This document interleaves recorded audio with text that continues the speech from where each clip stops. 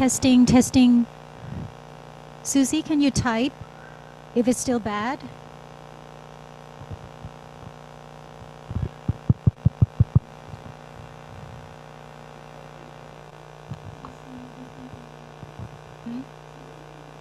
Why is it delay? เมื่อกี้มันดีเลย์มากเลยนะดีเลย์มากๆ No, I can't hear you, Susie, but you have to type. There's a delay, like super delay.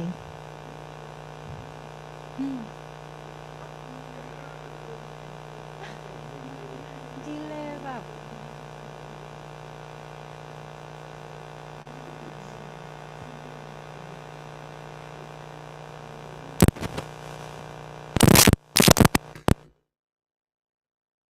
ค่ะยังซ่าอยู่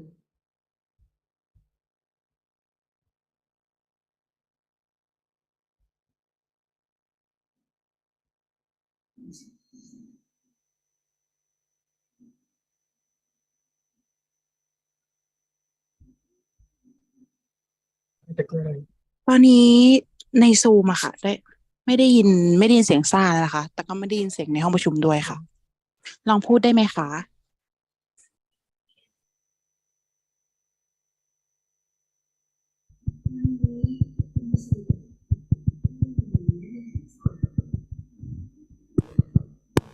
ลองพูดได้ไหมคะโอเคค่ะ testing testing ตอนนี้ชัดแจ๋วเลยค่ะ Oh, it's good now ค่ะตอนนี้หนูได้ยินเสียงพี่อ๋อชัดมากเลยค่ะโอเคค่ะเดี๋ยวหนูลองเปิดเสียงของพี่สุจตาดูนะคะค่ะ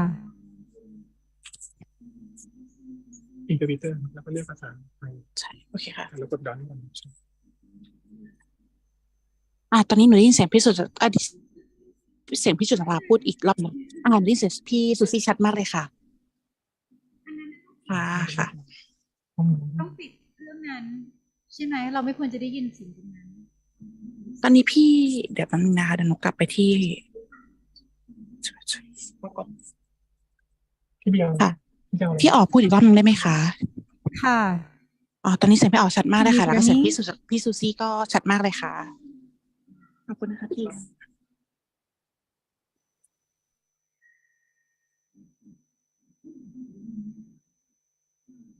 That's not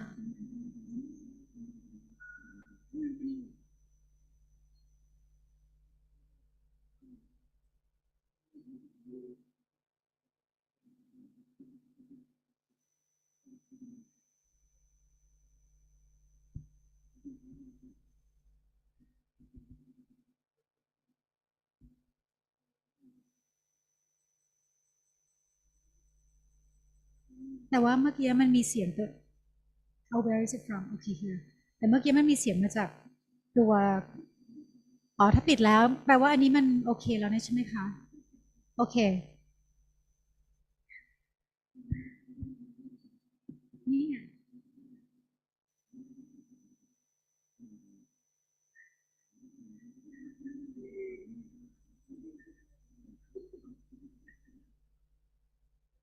แล้วมันออกตรงนี้ด้วยหรือออกตรงนี้เมื่อกี้ที่มันออกมันออกตรงนี้นะมันไม่ใช่ที่ตัวคอมพิวเตอร์แล้วนะไอ้ที่เลนที่มันออกตรงสปีกเกอร์เลย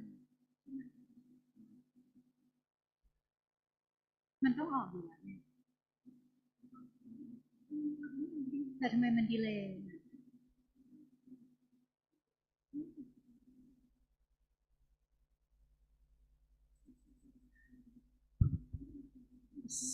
สวัสดีค่ะ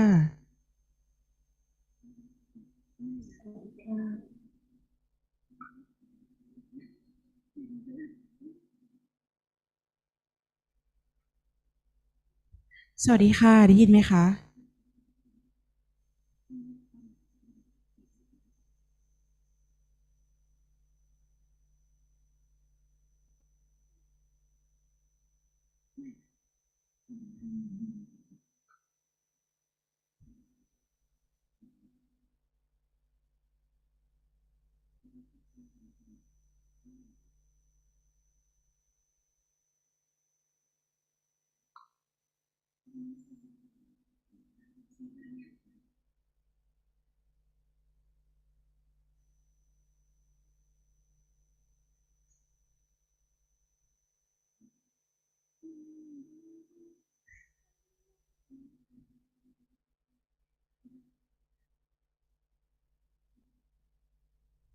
สวัสดีค่ะ ได้ยินไหมคะ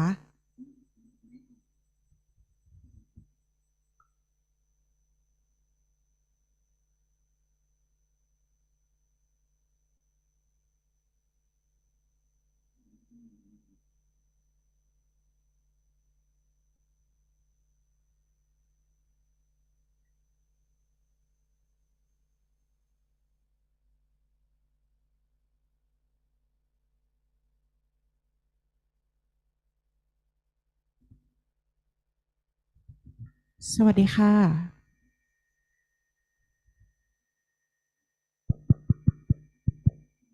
สวัสดีค่ะ ได้ยินไหมคะ อันนี้ตัวนี้จะไม่ดีเลย์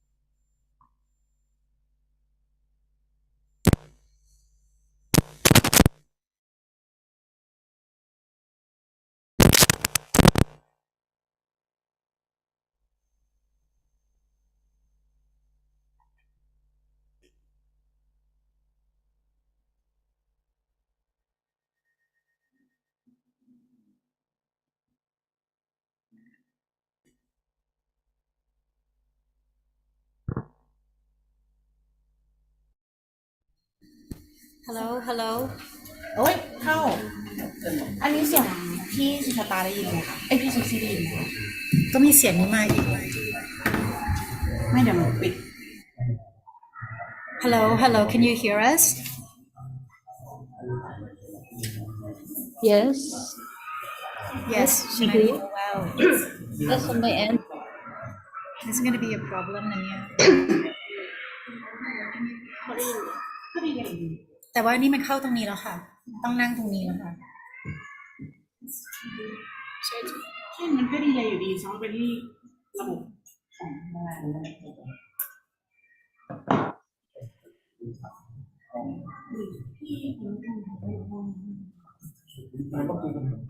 มหาดีเลยนะ ทำไมมันไม่มีปัญหาคอนเทนต์ เอาไง คื คือ อถ้าเราจะรันเฉพาะในห้องก่อนแล้วเดี๋ยวตัวของออนไลน์ค่ะ เราจะแก้ปัญหาควบคู่กันไปได้ไหม ถ้าอย่างนั้นเราเนี้ยเรารันในห้องก่อนว่าเพราะว่าแขกก็มารอด้วยค่ะเดี๋ยวว่ารันในห้องไปก่อนนะคะ แล้วจะเอาตรงไหนคะ อ่า เดี๋ยวตรงไหนคือ ก็คือที่ออกพูด จะได้ยินในซูมจะได้ยินไหม ในซูมจะ ในห้องจะได้ยินแน่นอนแต่ซูมจะได้ยิน ในซูมจะดีเลย์เพราะมันออกมาเสียงตรงนี้พี่ ไม่ได้ซูมไม่ได้เลยเนี่ย ใช่คือซูมไม่ได้มีปัญหาเลยพี่ ถ้าอาจารย์นั่งคุยกับแม่คอมเขาได้ยินไหม เขาได้ยินแต่ตรงนี้ดีเลยมันจะบอกว่ามันใหญ่ งั้นให้อาจารย์นั่งคุยกับแม่กันก่อนเลยเดี๋ยวให้เจ้าหน้าที่จะทำตรงนั้น ได้ค่ะ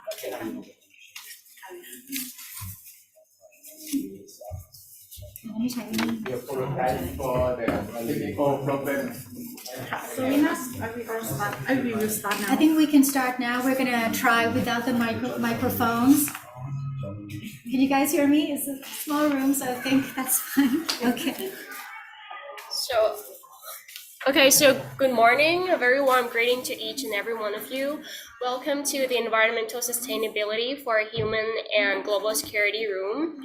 I'm Pakpichaya Bawansin, a student from Mahidol University International College, who is currently interning at ATCSW. I and my team, Ms. Nobrada, the woman who was just standing here a while ago, and Mr. Hadrian are in charge of this room. So on behalf of my team and on behalf of ATCSW, I would like to first of all thank you all for your presence here today, whether in person or online. So now please allow me to quickly run through the programs for this room. So first, for the morning session, starting at 10:25, we'll start off with a lecture in which there will be two major topics. First, disaster management from the perspective of physically challenged people. And second, natural disaster in the perspectives of gender. At the end of the session, we will also have a commentator to offer her view and comment on the topic, and also some time for Q&A. And then there will be a 5-minute break before we move on to the panel discussion on the question of, can we really prevent climate change and develop in a sustainable way from the social development perspective? The session will finish at 12:15, then we're gonna have a 1-hour break for lunch before we come back here again at 1:15 for a lighthearted talk session on how can social workers help save the environment. And the last session will start at 2:10. This is going to be a roundtable discussion on the recycle business model by public-private partnership operated by persons with disabilities. And this last session for the environment room will end at 3 p.m.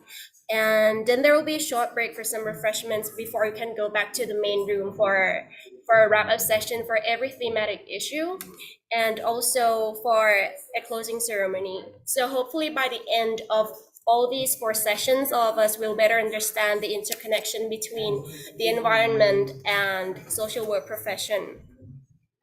So today, we are very honored to be joined by Momnon Tanisa Teresa Chumpon. She is currently head of academics at AUA Language Center. And prior to her position here, she was director of Language Center at the Asian Institute of Technology, or AIT. She's an author of many English learning books and was a news presenter at Radio Thailand, the English language news service under the Thai government's PR department. So it's truly our honor to have her as our moderator today. So she's been playing a great part in making this session possible.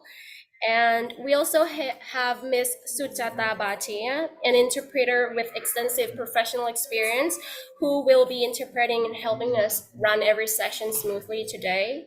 So without further ado, I would like to pass on to Ms. Momnon Tanisa so that we can finally begin the session.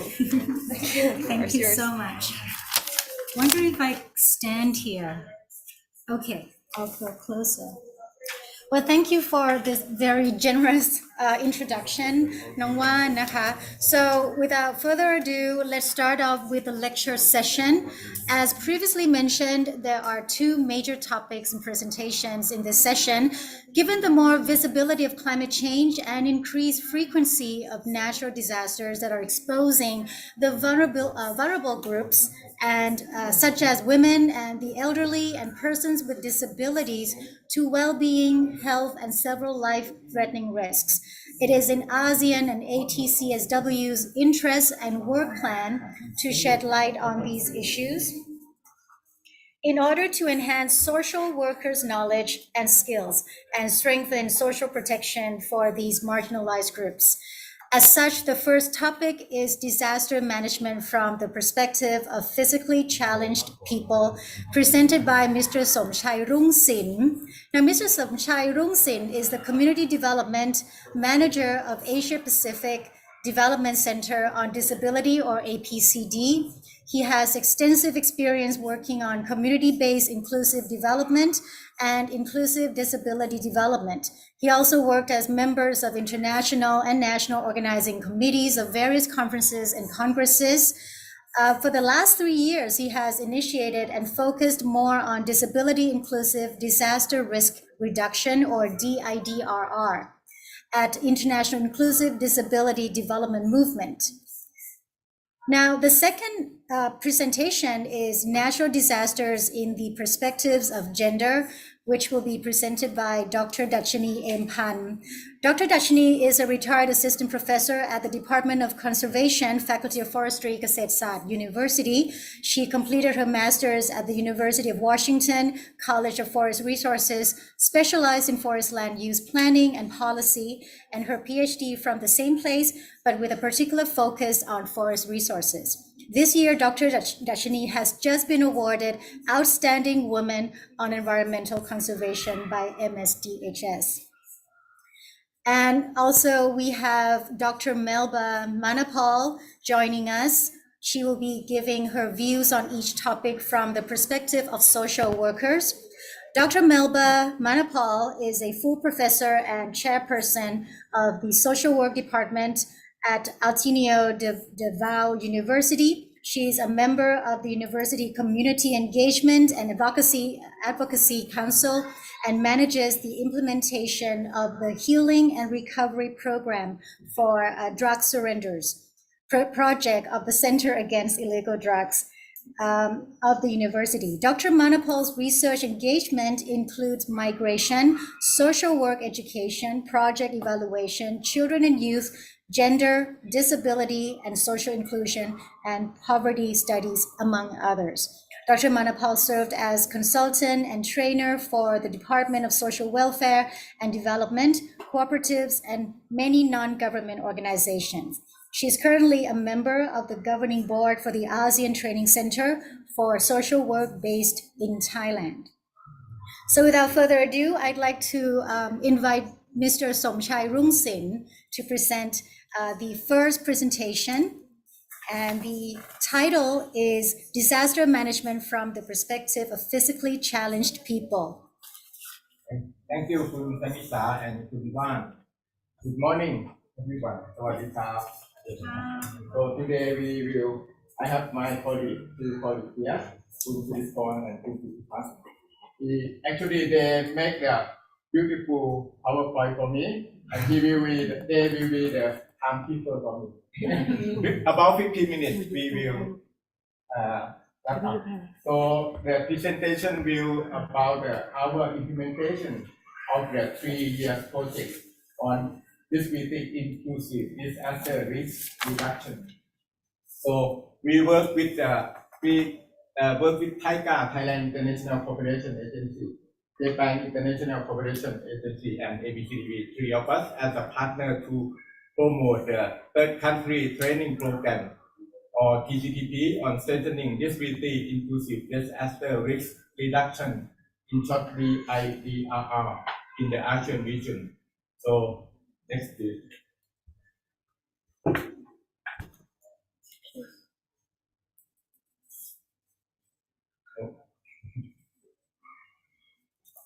Okay, so this is a 3-year project. We just start just last month we finished the first year because of the effect from COVID-19.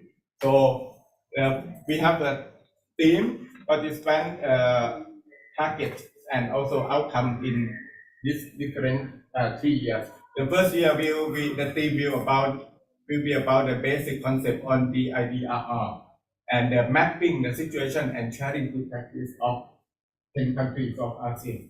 And the theme of the second year will be recommendation and for the policy makers in ASEAN countries. And also we like to develop the manual of the training of trainers as well. And the third year will be after we have a manual, we will conduct the training of trainers. So for the third year and produce the media and materials for the training. We expect to have the same group of participants, or if not, it will be same organization through 3 years, and from 10 countries of ASEAN. And also the outcome will be according to the theme. So the first year outcome will be documents on the situation of the DIDR in ASEAN countries. And the second year will be recommendation in order to submit to advocate to the policy level, and key training of trainer manual. The last year the third year outcome will be we expect to have a new trainer who are person with disability, and some of them the one who work in the civil society, and we expect to have the media material for knowledge skill transfer. Okay, next please. So expect outcomes will be in terms of the preparedness and training. We expect the participants were trained and equipped with capabilities to create a comprehensive disaster risk reduction trainer manual and become trainer themselves in the third year. And in terms of empowerment and inclusion, so the participant, the target participant, we invite there 2-3 different sectors. One is the person with disability, also the organization working and for person with disability, and organization working on disaster risk reduction, which is in general. And some of them come from government sector who are responsible on the service of person with disability. So we expect to make sure the course will empower individuals with disability and their families to safely live in their communities during disaster and participate in disaster risk reduction within ASEAN and beyond. And in terms of the skills and understanding, so participants will gain a comprehensive understanding of this disability inclusive disaster risk reduction and practical skills for implementing best practice in disaster planning, preparedness, and response. And lastly, about the collaboration and best practice. So among 10 countries of ASEAN, we like to develop the network and also platform. So the last training, the last month training of the first year, we already create the platform among the participants, resource persons, and also the organizers through the virtual platform. Next, please. So this is the conclusion of the first year, which is we conduct in. Actually, the first year training was divided into 2 terms because of COVID-19. Last year, during the July, for 5 days, we conduct the online training. And this year, last month, another 5 days is the on-site training. So both is still in the first year period. So we visit the Pathum Thani Independent Living Center, which is the center of the person with disability. They challenge with the big flood disaster in 2011 back in Thailand. That time, if you can remember, big flood in Thailand 2011. So that center challenge and facing. So we go to visit them with the participants and discuss with them. And that time they use the temple, Buddhist temple, to be the evacuation shelter of the person with disability and community people. Okay, with some photo. So this is the temple in Pathum Thani, which the Independent Living Center they move and utilize as the shelter evacuation shelter. And we visit the center the next week. And this is in the training course next week. Okay. And then we have a Japanese resource person who share the experiences of the tsunami and also landslide and also flooded. And I like to show you some equipment which may attract you. Can you guess what is this? This is what is this? Can you guess? No? Silent. It's a mobile silent. But I cannot move because if I move, hotel will move because of the sound. It's very useful in the community. when there is no electricity, right? When earthquake, electricity How many occurs. decibel? Pardon? Do you know how many decibels are allowed? How many decibels? 120. 120. So we should not try, no? Everyone, yeah, just try. And this is the fluorescent tape. Fluorescent. Yeah, when it's we put it for not actually this is not only person with disability, it's inclusive equipment for disaster risk reduction. Because of that, it will be show up the direction for right exit. When disaster occurrence, people nervous and don't know. So this will be the direction to go out. And also similar in the plane, right? The aeroplane, they have some light, but this is no need to use any electricity. Okay, last thing. Can you guess?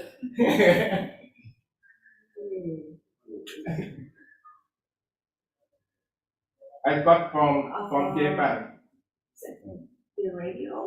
Yes, radio. And not only the radio, it's something else. For the communication device. Yes. This is very multi-purpose equipment. They use the solar cell. So when we no electricity, can be used in the evacuation shelter. When we move people in the evacuation shelter, and also for battery, for charging of battery in the evacuation shelter, telephone battery to charge, and also there is the light, there's a telephone radio, so very useful. So you might think how we transfer the knowledge to person with disability. Normally we identify the types of person with disability: visual impaired, hearing impaired, autism, also intellectual disability, as well as the physical impairment. So for this, we have to identify the process before the occurrence of the disaster, during the disaster, and after the disaster. So for each type of disability, we have a different way to action to do the effort, such as before we focus on the education awareness raising. So each of them are different ways. And also for warning system for the deaf, they cannot hear. So maybe light up might be helpful for the blind who cannot see.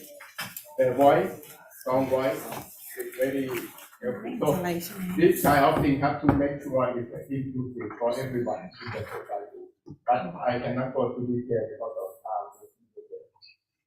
Thank you. Thank you so much. นั่งแชร์นี้อยู่เนาะแบบนี้ Okay. Okay. So thank you very much, Mr. Somchai, an ambitious but definitely necessary and crucial program indeed. So the next presentation will be by Dr. Dashini Empan in the topic of natural disasters in the perspectives of gender.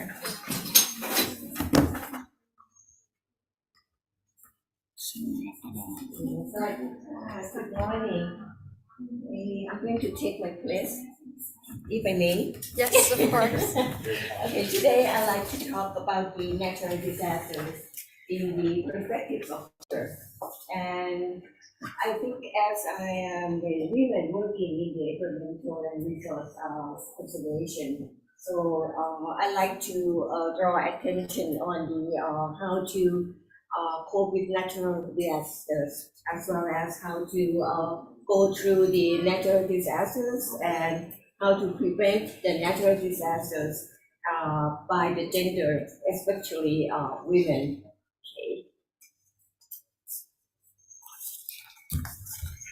Okay, and I like to talk a bit on how women perceive and react on the natural disasters. It's going to be an interesting topic to discuss in this room. Okay. So there are many forms of natural disasters, such as flood, drought, typhoon, wildfire, earthquake, tsunami, and landslide. We all known about this. And disasters are increasing worldwide, bringing about terrible impacts that make it difficult for countries to achieve their development goals. And of course, we like to safeguarding the well-being of their citizens and meeting their basic needs. So it's kind of the issue that are very urgent today. Specifically, weather-related disasters have displaced an average of about 22.5 million people each year since 2008. So the report also said that the annual economic loss from extreme weather events worldwide is now typically between 150 billion to the 200 billion US dollars. So it's kind of tremendous loss. When talking about gender and natural disasters, I like to say that natural disasters do not pick specific gender. Okay, they are gender neutral. Okay, all genders have chances to face natural disasters equally, but how to prepare themselves to survive? The situation may not be the same for different genders. Okay. I like to draw your attention to the diagram showing a conceptual framework for considering gender dynamics and disaster impacts. It explains why genders might have differentiated impacts and can give us some thoughts how to deal more properly to natural disaster impacts when it comes to different genders. So first of all, let me talk a bit in detail of the elements in this diagram. The first element is about disaster impacts. The orange circle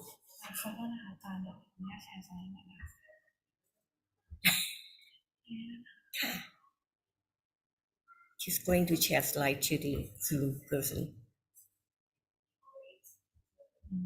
โอเคค่ะอาจารย์ขอบคุณค่ะ โอเคค่ะ โอเคค่ะอาจารย์โอเคค่ะขอบคุณค่ะ All right. Okay. So we're going on the first element.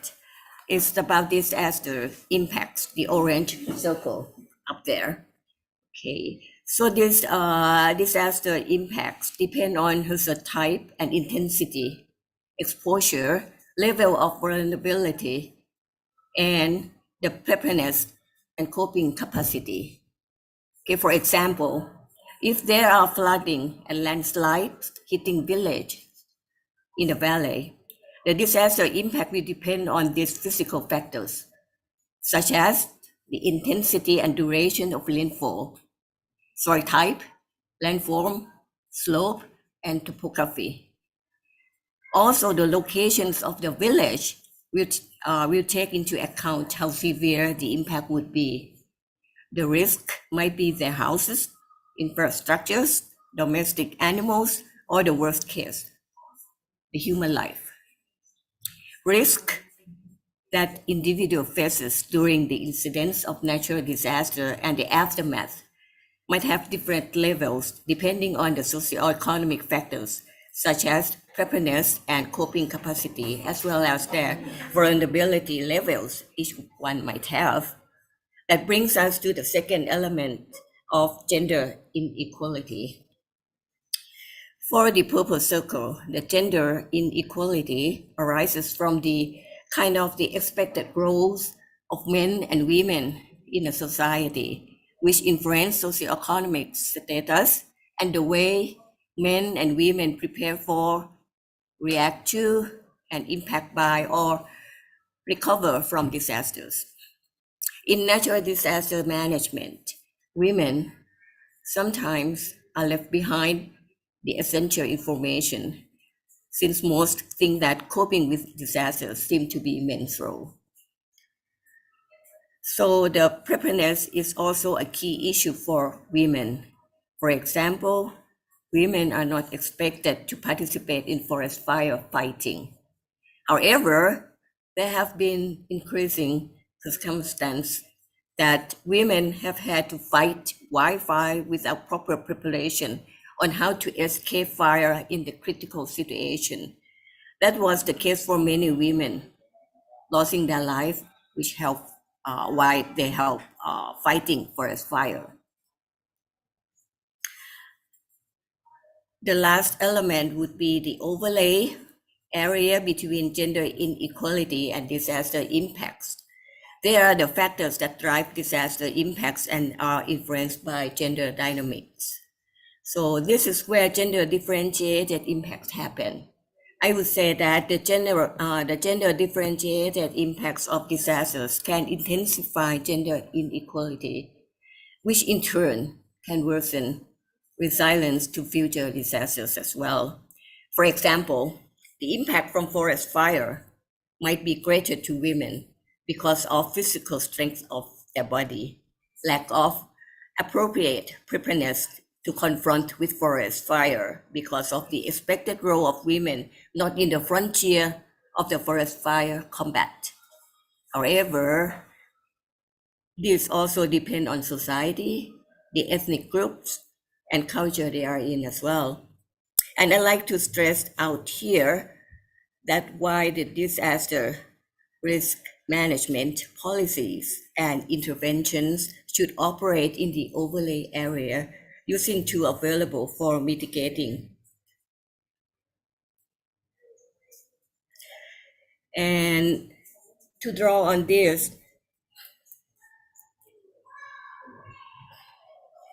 I like to use the example of the forest fire disasters to understand more on how to cope with natural disasters related to climate change, such as flood, drought, and forest fire with the perspective of gender.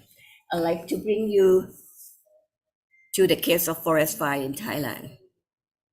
And right now it's the time for forest fire, even it's almost the end of the forest fire period.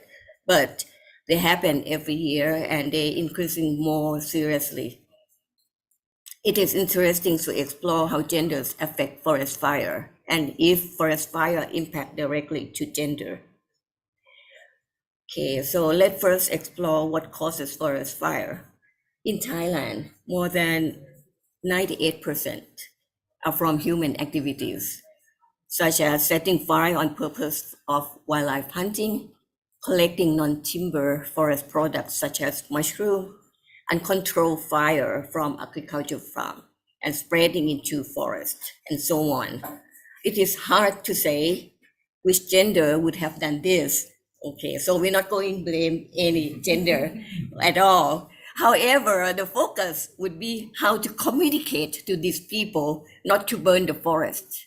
Okay, or if they like to burn it, okay, they have to burn it well. Okay, they must know how to burn it to be good for the forest and be good to the earth. I would say that.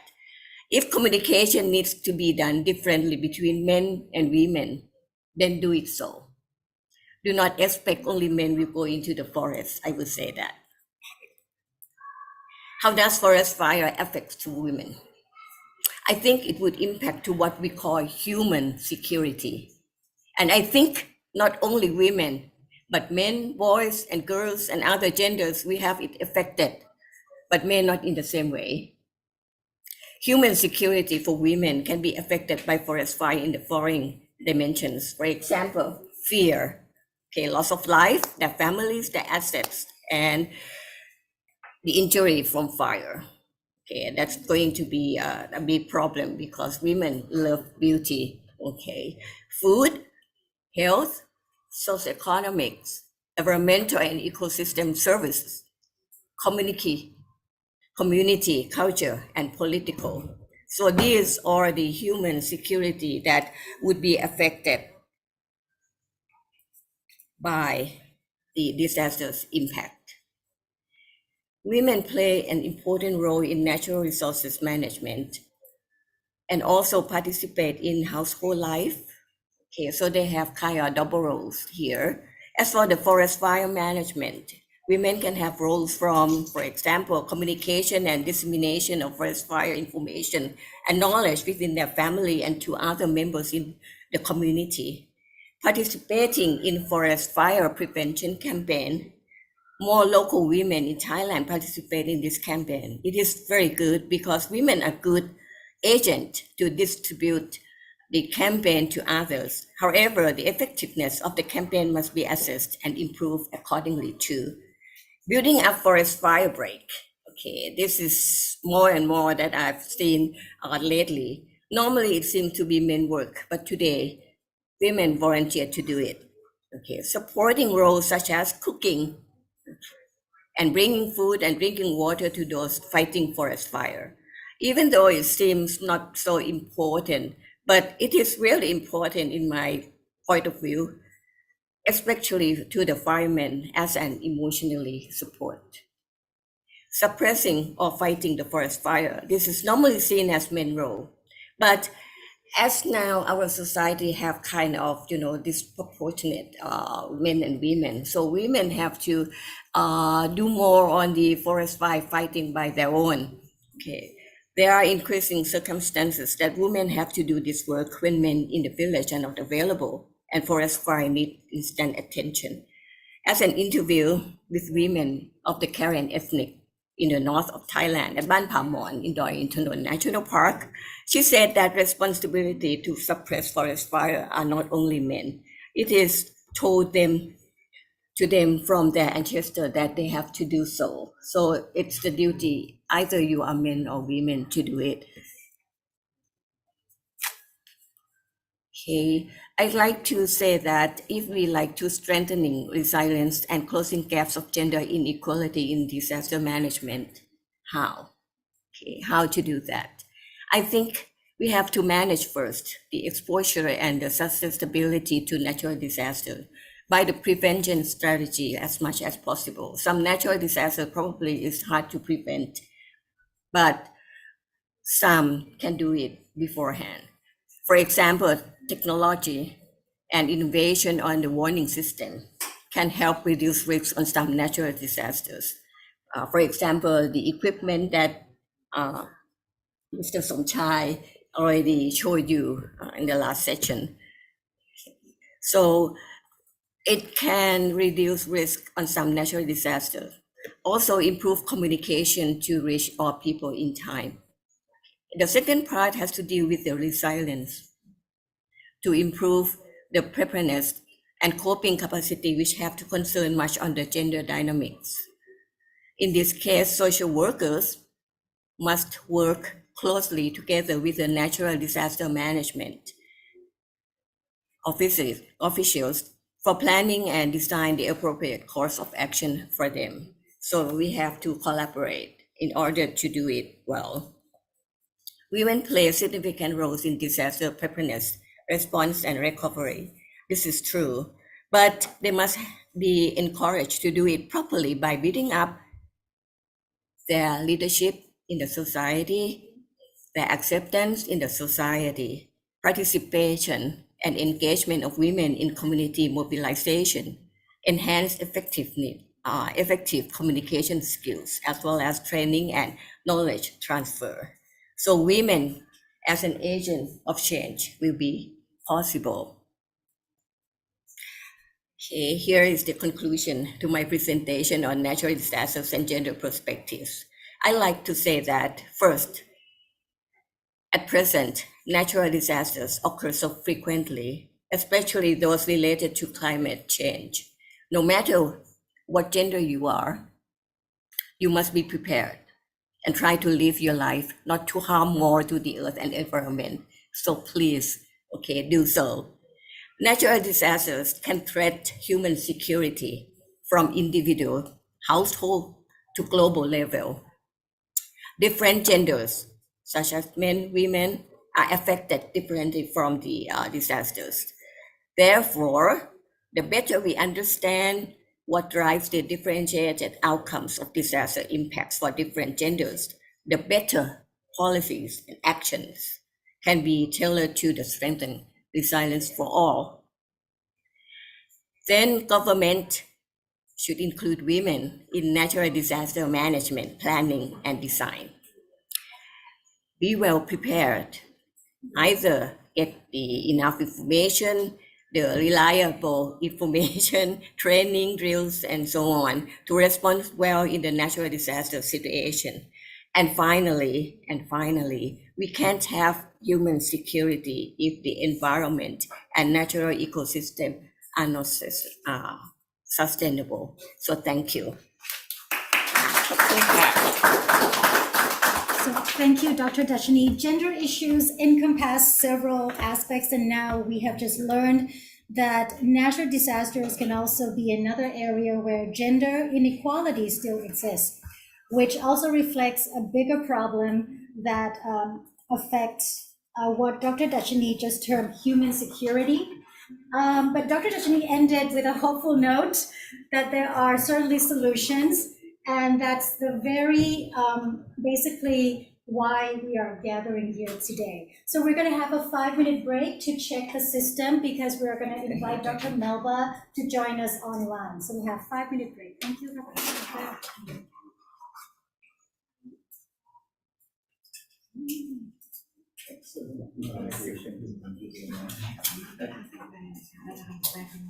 Okay, so refreshments outside, we need about 5 minutes. We can come back here in 5 minutes.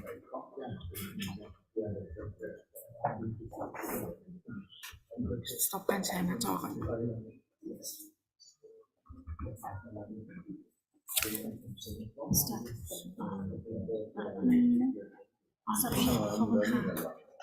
This is the sustainable harvest. And we also have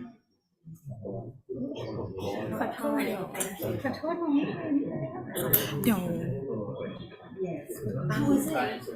I'm so sorry. Was I going too fast?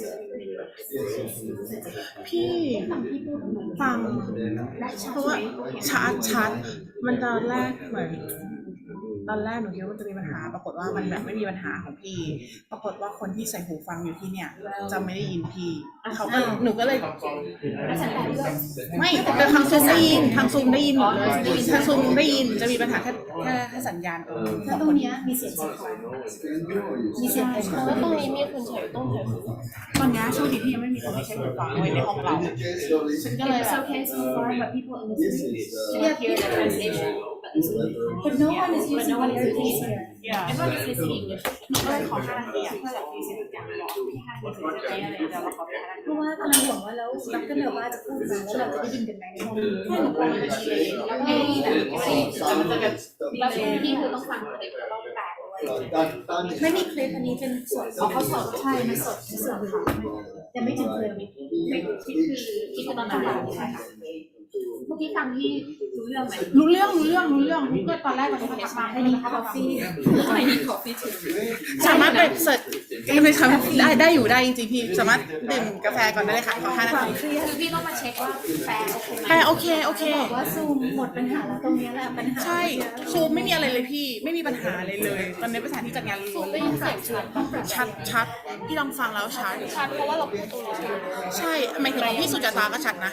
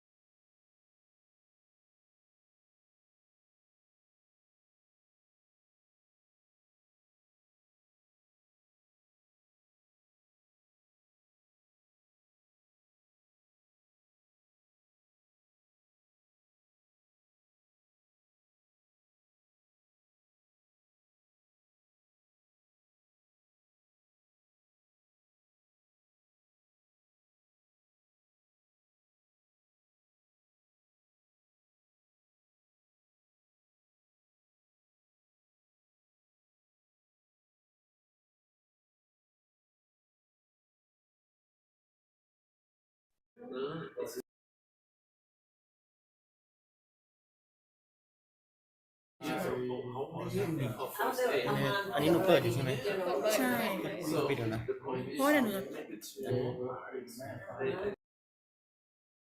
ขอโทษทางผู้จัดนะครับ ผมปิตินะครับ ได้ยินไหมฮะฮัลโหลครับ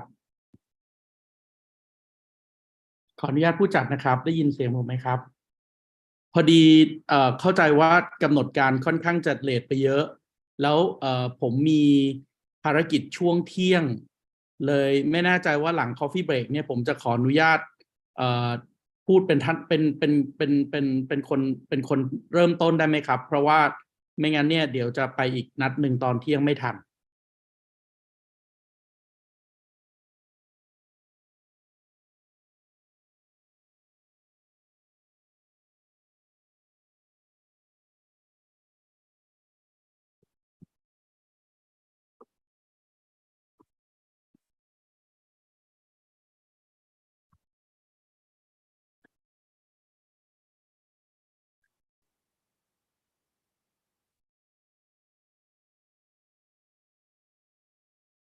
ทางผู้จัดที่กรุงเทพได้ยินเสียงผมไหมครับ ผมปิตินะครับ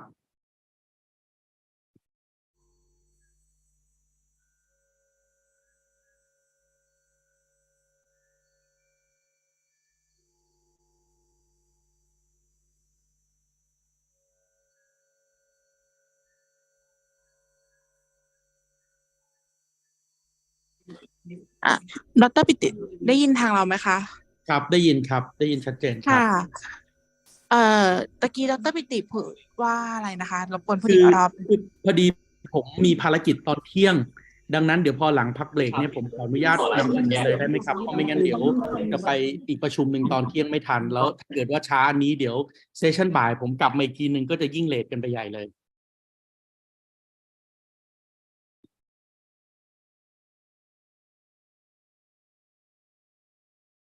ต้องขออภัยจริงๆนะคะเพราะว่ามันคนละเซสชันกันแต่ว่าตอนบ่ายมุกจะพยายามรักษาเวลาให้ไม่เลทและตรงต่อเวลาค่ะ คือเที่ยงผมต้องออกอะฮะ ใช่ค่ะเดี๋ยว คือนึกไหมฮะว่าแล้วคิวพรีเซนต์ผมเนี่ยถ้าดูตามกำหนดห้องเนี้ยผมอยู่คนสุดท้าย ขอเลื่อนสลับคิวขึ้นมาได้ไหมครับ เพราะไม่งั้นผมจะไปไม่ทันนัดตอนเที่ยง แล้วถ้าเกิดผมไปนัดเที่ยงช้าบ่ายผมก็จะกลับมาช้าผมก็จะไปเลทเซสชันของคุณตอนบ่ายที่เป็นเซสชัน4ในรูม4อีกสลับคิวนำเสนอได้ไหมครับ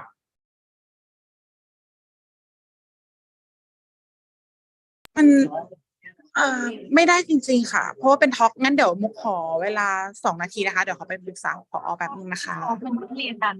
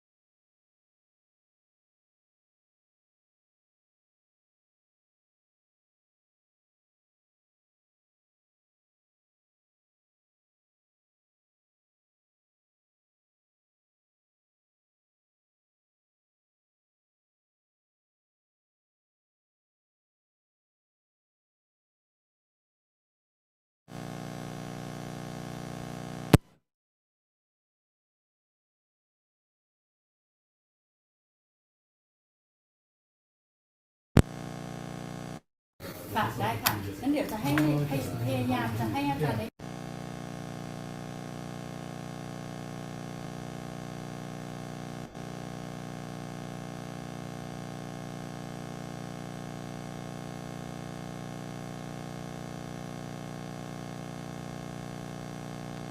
สวัสดีค่ะ ไม่ทราบตอนนี้คนทางซูมได้ยินเสียงมุกไหมคะ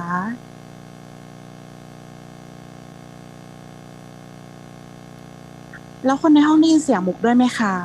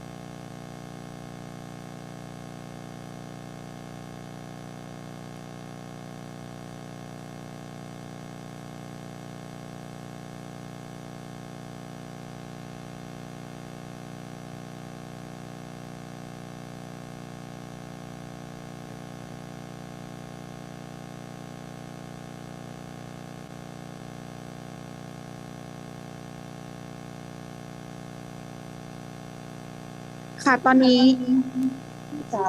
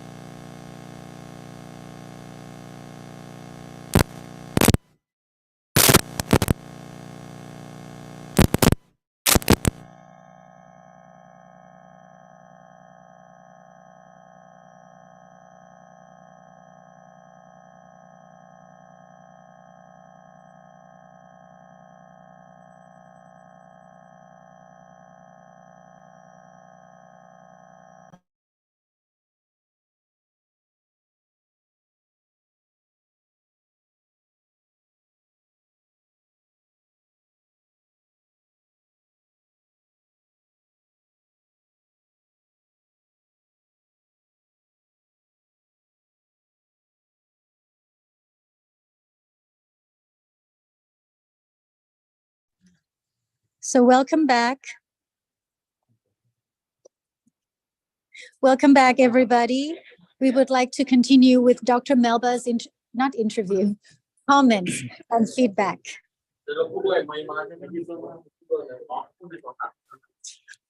All right, can I start?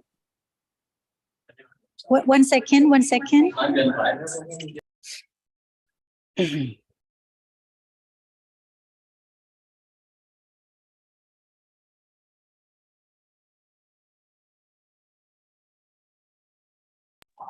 Dr. Melba, can you say something? We're trying to Hello? see if we can hear you.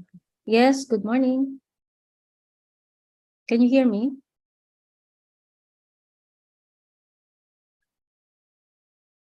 Can I be heard?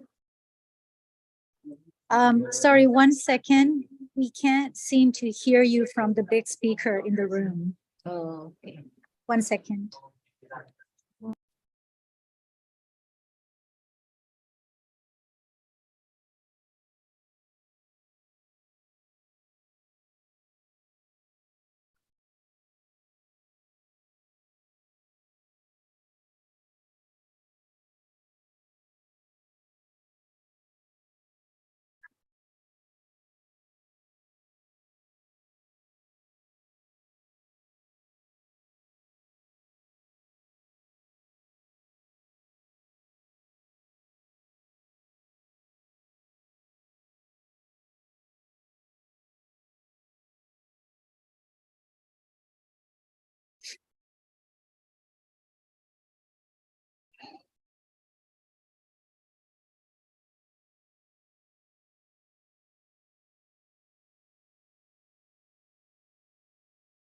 Dr. Melba, could you please try again? Good morning. Hello, good morning. Mic test.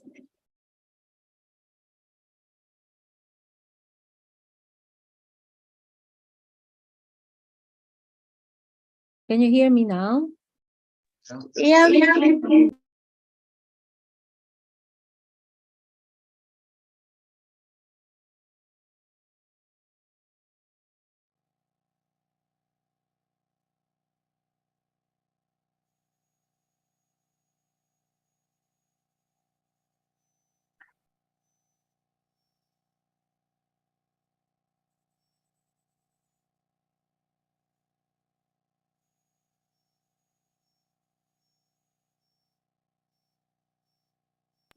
Dr. Melba, we can hear you loud and clear, so please start. All right. Can we now start?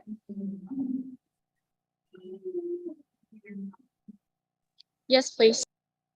All right.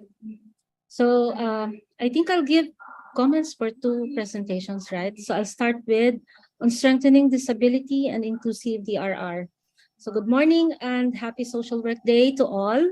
I am grateful for this opportunity to participate in the second International Symposium on Social Work on the occasion of the celebration of the World Social Work Day. Thank you, our esteemed presenter, Mr. Somchai, for sharing APCD's initiative on strengthening disability inclusive DRR in the ASEAN. Indeed, this is a very noteworthy project and something that is worth replicating by ASEAN member states. With the challenges posed by climate change and in this period of vulnerability, uncertainty, complexity, and anxiety, we are encouraged to innovate and be productive in terms of our response to these challenges. Coming up with a module and training on DRR that is disability responsive and inclusive is a must. It also contributes directly to SDG goal on reducing inequality and the principle of inclusivity. No one should be left behind. A disability inclusive DRR is a welcome initiative in the ASEAN. In the Philippines, this is also one of the initiatives prioritized by development organizations, both public and private. My professional organization, that is the National Association for Social Work Education Incorporated, or NASWE, in 2019 partnered with organizations working with persons with disability and allied professions to harmonize our curriculum and ensure that disability inclusive and responsive modules are adopted and implemented in various disciplines working with our persons with disability.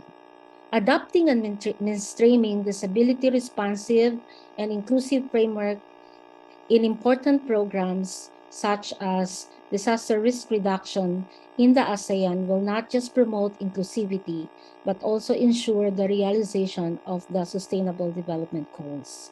I wish that APCD continue its work and that this kind of initiative will thrive in all of ASEAN. Congratulations and thank you for listening. I'll give my comments on the natural disaster in perspectives of gender. So again, thank you, Dr. Dachani, for your presentation on natural disasters in perspective of gender. The topic is close to my heart as my country, the Philippines, always encounter natural and human disasters. And always, when we do respond to every disaster that come our way, we always take into consideration the sectors that we serve.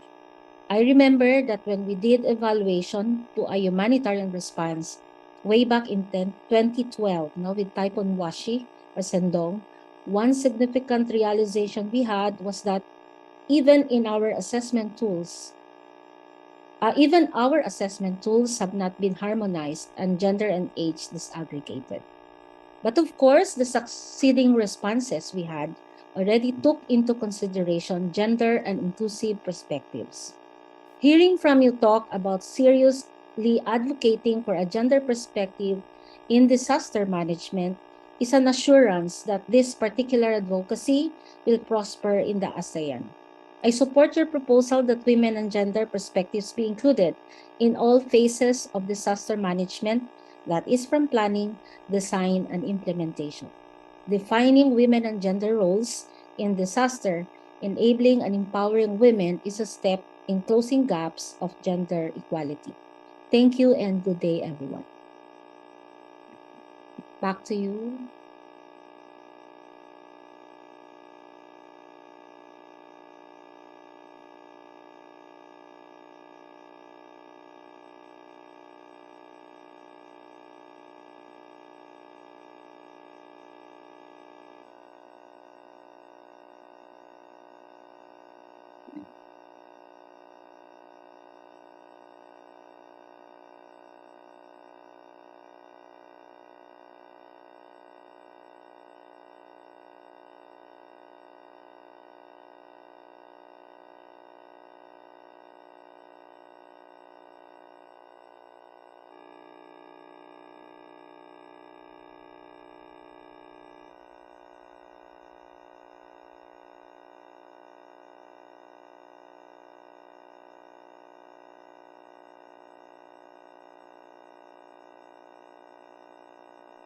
Hello?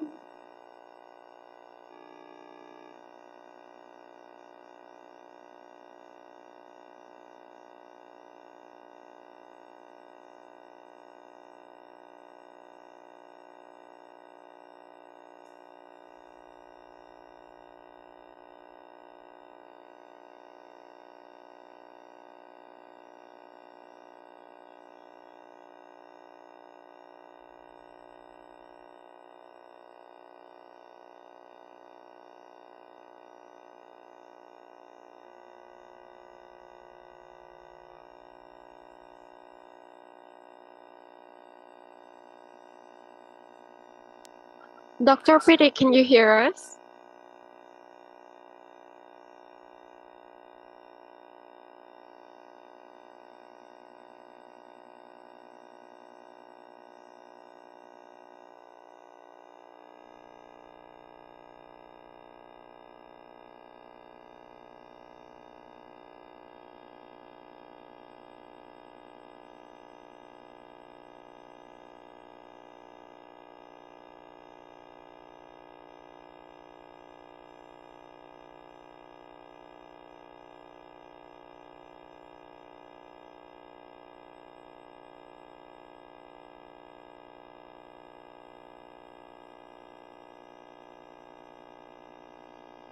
Dr. Piti, can you hear me now?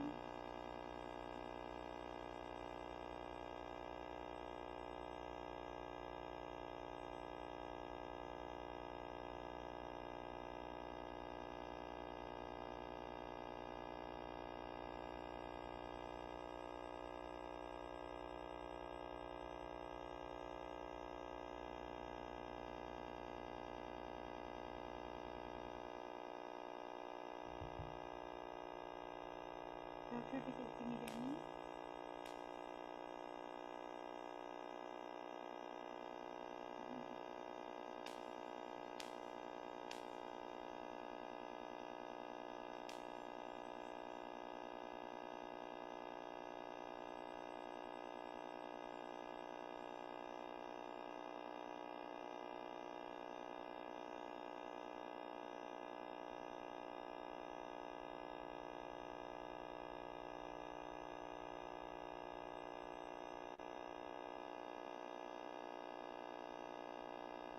Dr. Pitik, you're all set to start. Yes, okay, I hear you now. Shall I start my presentations or I have to wait? What is the arrangement right now? Shall I start now or I have to wait or what? I'm not quite sure about that. Can I start? Yes, please. Okay, can you hear me?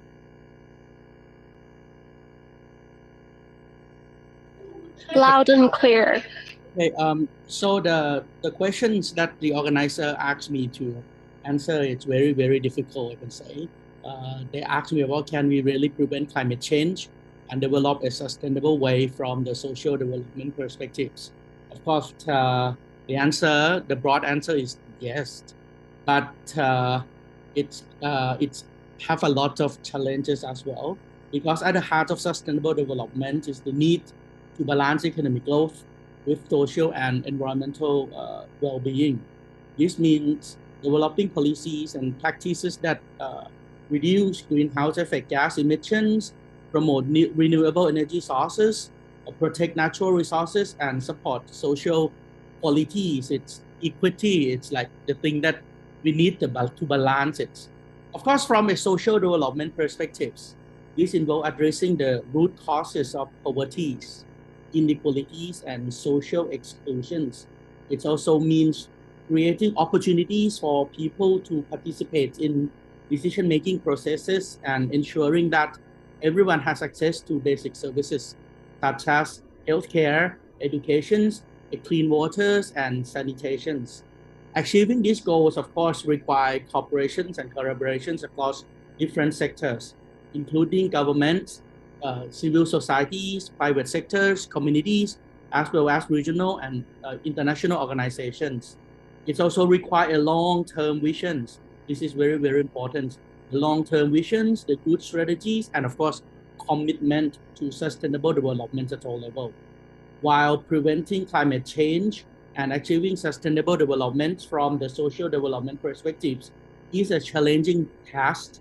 It is necessary for a well-being of current and future generations. With a shared commitments and concerted efforts, it is possible to create a sustainable and equitable futures for all. But the more important questions than just yes, we can, it's how we are going to achieve this. I propose 5 principles. So the first one, we need to adopting the policies and practices that promote renewable energy sources. This can include investing in renewable energy infrastructures, setting targets for renewable energy adoptions, and supporting research and developments of new technologies. The second thing we need is the reducing of greenhouse gas emissions. This can be achieved through policy and practices that encourage energy efficiency, reduce carbon emissions from transportations, and promote sustainable land use and agriculture. This is also very important, especially for ASEAN countries, because we have a very, very large agricultural sectors. The third thing, we have to promoting social equities and inclusive growth. This involves addressing the root causes of poverty, inequalities, and social exclusions, ensuring access to basic service and providing opportunity for people to participate in decision-making processes or participations of the democracy is very, very important. Number 4, we are talking about encouraging sustainable consumptions and productions. This can be include promoting sustainable lifestyle, reducing waste, and promoting circular economy practice. Thailand tried very hard in order to promote this biocircular economies. And then last but not least, we need to strengthening international cooperations because we are not standalone.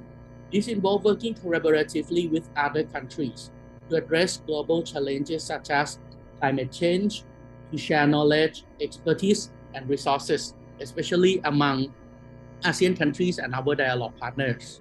So, what should be the roles of ASEAN in these issues?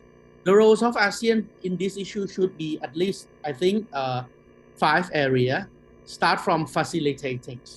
We need to facilitating cooperations and collaborations among member ASEAN. Then, when 10 ASEAN countries work together, we have to set the regional target and standards. After that, when we have a clear target, we promote the sustainable infrastructure development, as well as strengthening disaster risk reductions and management. And of course, another thing that we also need to make the program inclusive and sustained, we need to promote the public awareness and education to all peoples. So far, we already did something. ASEAN set up the ASEAN Working Group on Climate Change. By the year 2002, we have the ASEAN Agreement on Transboundary Haze Pollutions. It was fully implemented in the year 2014. By the year 2007, we have ASEAN Declarations on Climate Change with concordance to Paris Agreements and the UNFCCC. By the year 2016, ASEAN have the Plan of Actions on Energy Corporations. And of course, during the times when Thailand hosts ASEAN Summit in the year 2019, we pushed very hard in order to conclude the so-called ASEAN Framework of Actions on Marine Sea Debris, because this is another huge problem that will, affect a lot of bioorganisms in the sea that help us fight against the climate change. As the executive directors of ASEAN Foundations, the ASEAN Foundations is the different entities, but we work closely with ASEAN secretariats in order to raising ASEAN awareness, strengthening ASEAN identities, and of course, build the community building. So our work focus on 6 thematic areas. Start from community building. We're talking about promoting people-to-people networks, promoting the CSO, CSR. We do the educations. We upskill, reskill people. We create the networks of scholars, research throughout 10 ASEAN countries. We focus our work on environmental issues as well, especially on climate change and sustainable development. We focus on arts, cultures, and media promotions. And of course, we would like to strengthen our SME by having a more business engagements. So from these 6 thematic areas, so far ASEAN Foundations, we focus, the ASEAN Foundations focus on these 5 topics that will help us fight against the climate change from the social development perspectives. We support research and capacity building. We promoting public awareness and educations. We supporting community-based initiatives. We promoting partnership and collaborations. And last but not least, we supporting policy advocacy and dialogue. So we transform this principle into a tangible project. For example, right now, for the past year and this year, we'll run at least 4 projects that related to these issues. The first one, so-called ASEAN Young Climate Leaders Program, or the ASEAN AYCLP. This project was fully supported by SAP and GIZ, the government agencies from Germany. We try very hard in order to empower our young people to share and exchange their idea on sustainability, environment, and climate actions related issues to the ASEAN regions and collaboration with others to resolve these problems, these challenges. The program promotes contributions to the ASEAN Community Brooklyn 2025 Paris Agreements. It resolves around the ASEAN Strategic Plan on Environment that has identified 7 strategic priorities. These 7 strategic priorities range from 1. Nature's conservation and biodiversity, 2. Coastal and marine environments, 3. Water resources management, 4. Environmentally sustainable cities, 5. Climate change, 6. Chemical and waste, and last but not least, number 7. Environmental education and sustainable consumption productions. The next food project that already ran last year and will continue with this year is so-called EAS or East Asia Summit Hackathon. The theme for last year is combating marine plastics. This EAS Hackathon is co-hosted by the governments of Australia, India, and Singapore, and managed by the ASEAN Foundations with Asia Foundations. So we provide a chance for our youth from 10 ASEAN countries plus our friends in East Asia countries to create a digital solutions to address the problems of marine plastics. Specific challenges are how can government and local communities more accurately monitor marine litters in hotspot area? How can community engage in practices such as waste picking be engaged in formal monitoring efforts? How can waste collection such as how can communities, I can say, engage in practice such as waste picking? How can we do the waste collection site in slum and heavy tourist area that can be identified for clean up and accessed by collectors using the new technologies? This year on July, we will run the program so-called Empowering Youth Across ASEAN.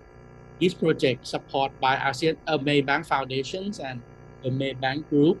We bring the youth from the age 19 to 35 across 10 ASEAN countries to develop and implement community projects that will deliver a tangible long-term social and economic impact in selected community sites. So far, we achieved the project in 15 projects across 5 ASEAN countries.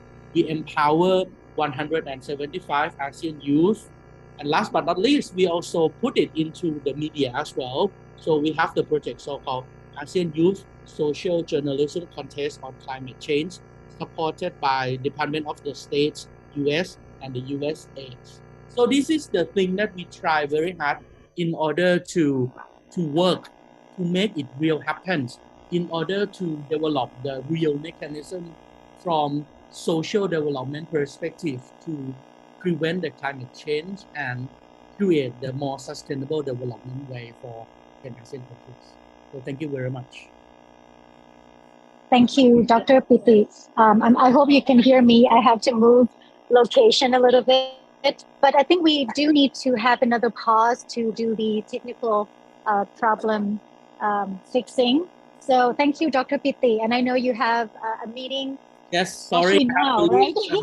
And I will see you again Okay. in room 4 by 1 o'clock. Okay, thank you very much. Thank you so much. Thank you for joining us. Bye. So for the rest of us, we're going to have to pause the panel for a few minutes to make sure that we can have everybody speak and we can all hear each other.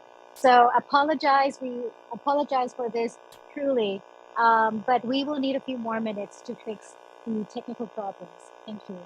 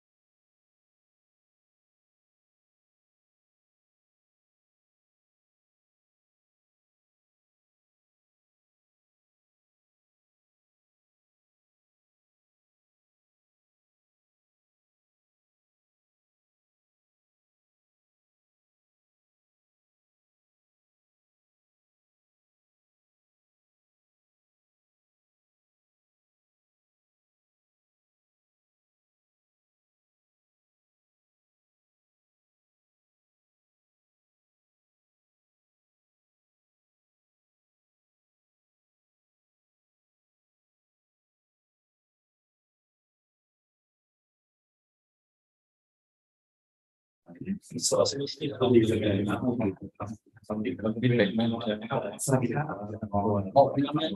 ญาณเสียงจากห้องประชุมครับทดสอบครับ เ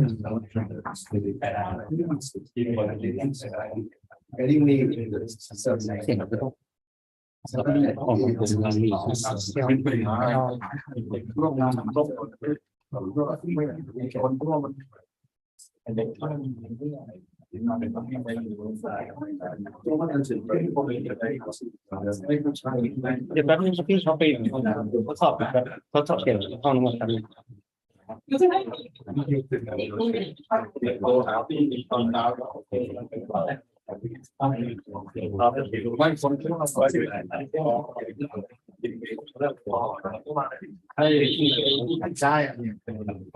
ทีเนี้ยได้แล้วคุณสามารถเปิดไมค์คุยได้เลย ได้ครับแต่ว่ามันต้องเปิดคู่กันอันนี้กับอันนี้ต้องเปิดพร้อมกัน กันด้วยเหรอ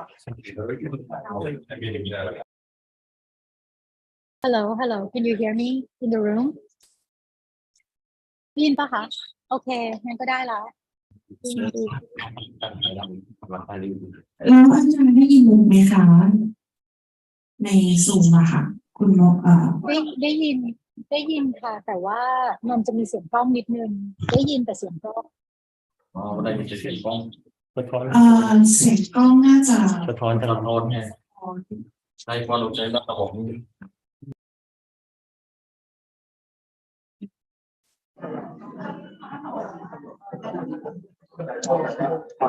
สวัสดีครับ มอ น้อง นิ มุ เต ก อร์อยู่ที่เครื่องไหนสักเครื่องหนึ่งแต่ข้างนอกได้ยินเสียงออกใช่ไหมมี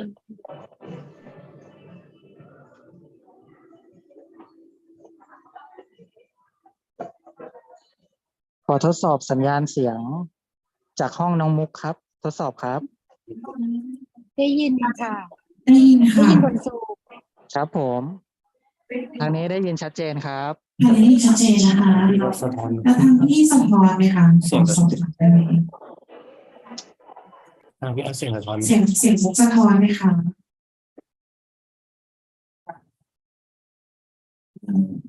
สวัสดีค่ะ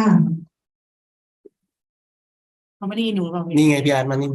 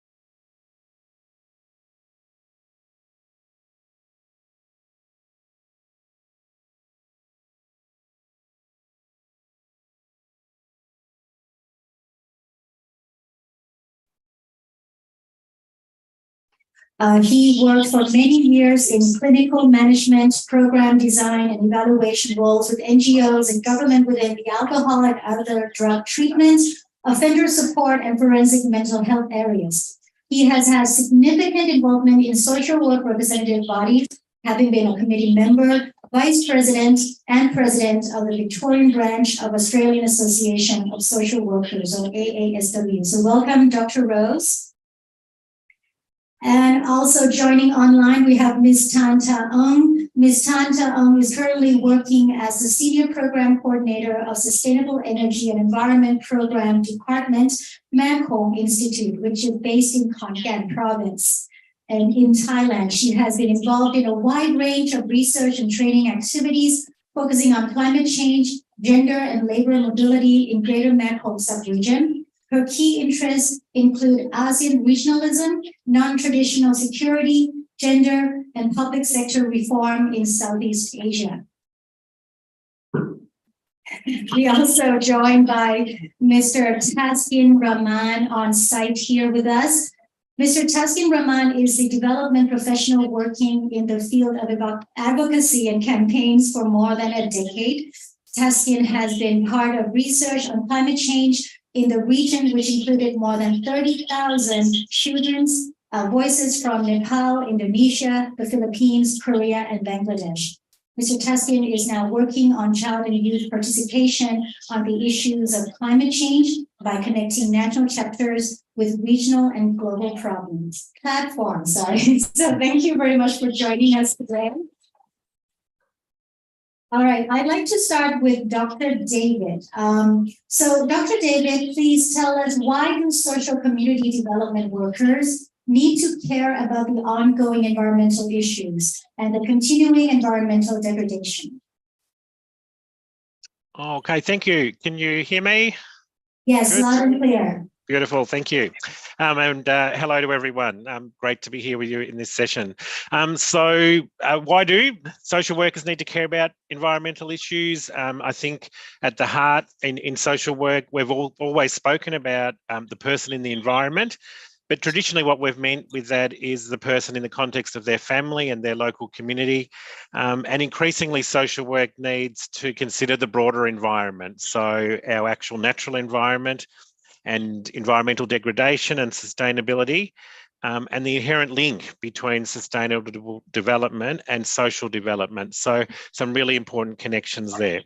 We know the environment is linked to key social work concerns such as climate change, disasters and sustainable development, which all impact across most of the countries across our region.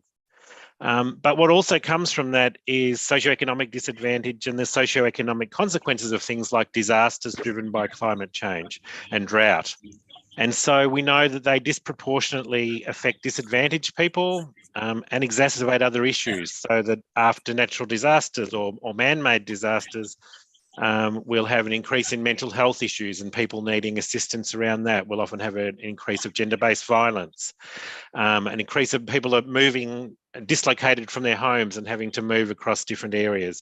So all key areas that social workers would be concerned with, but all very much driven by climate change and the impact on the environment.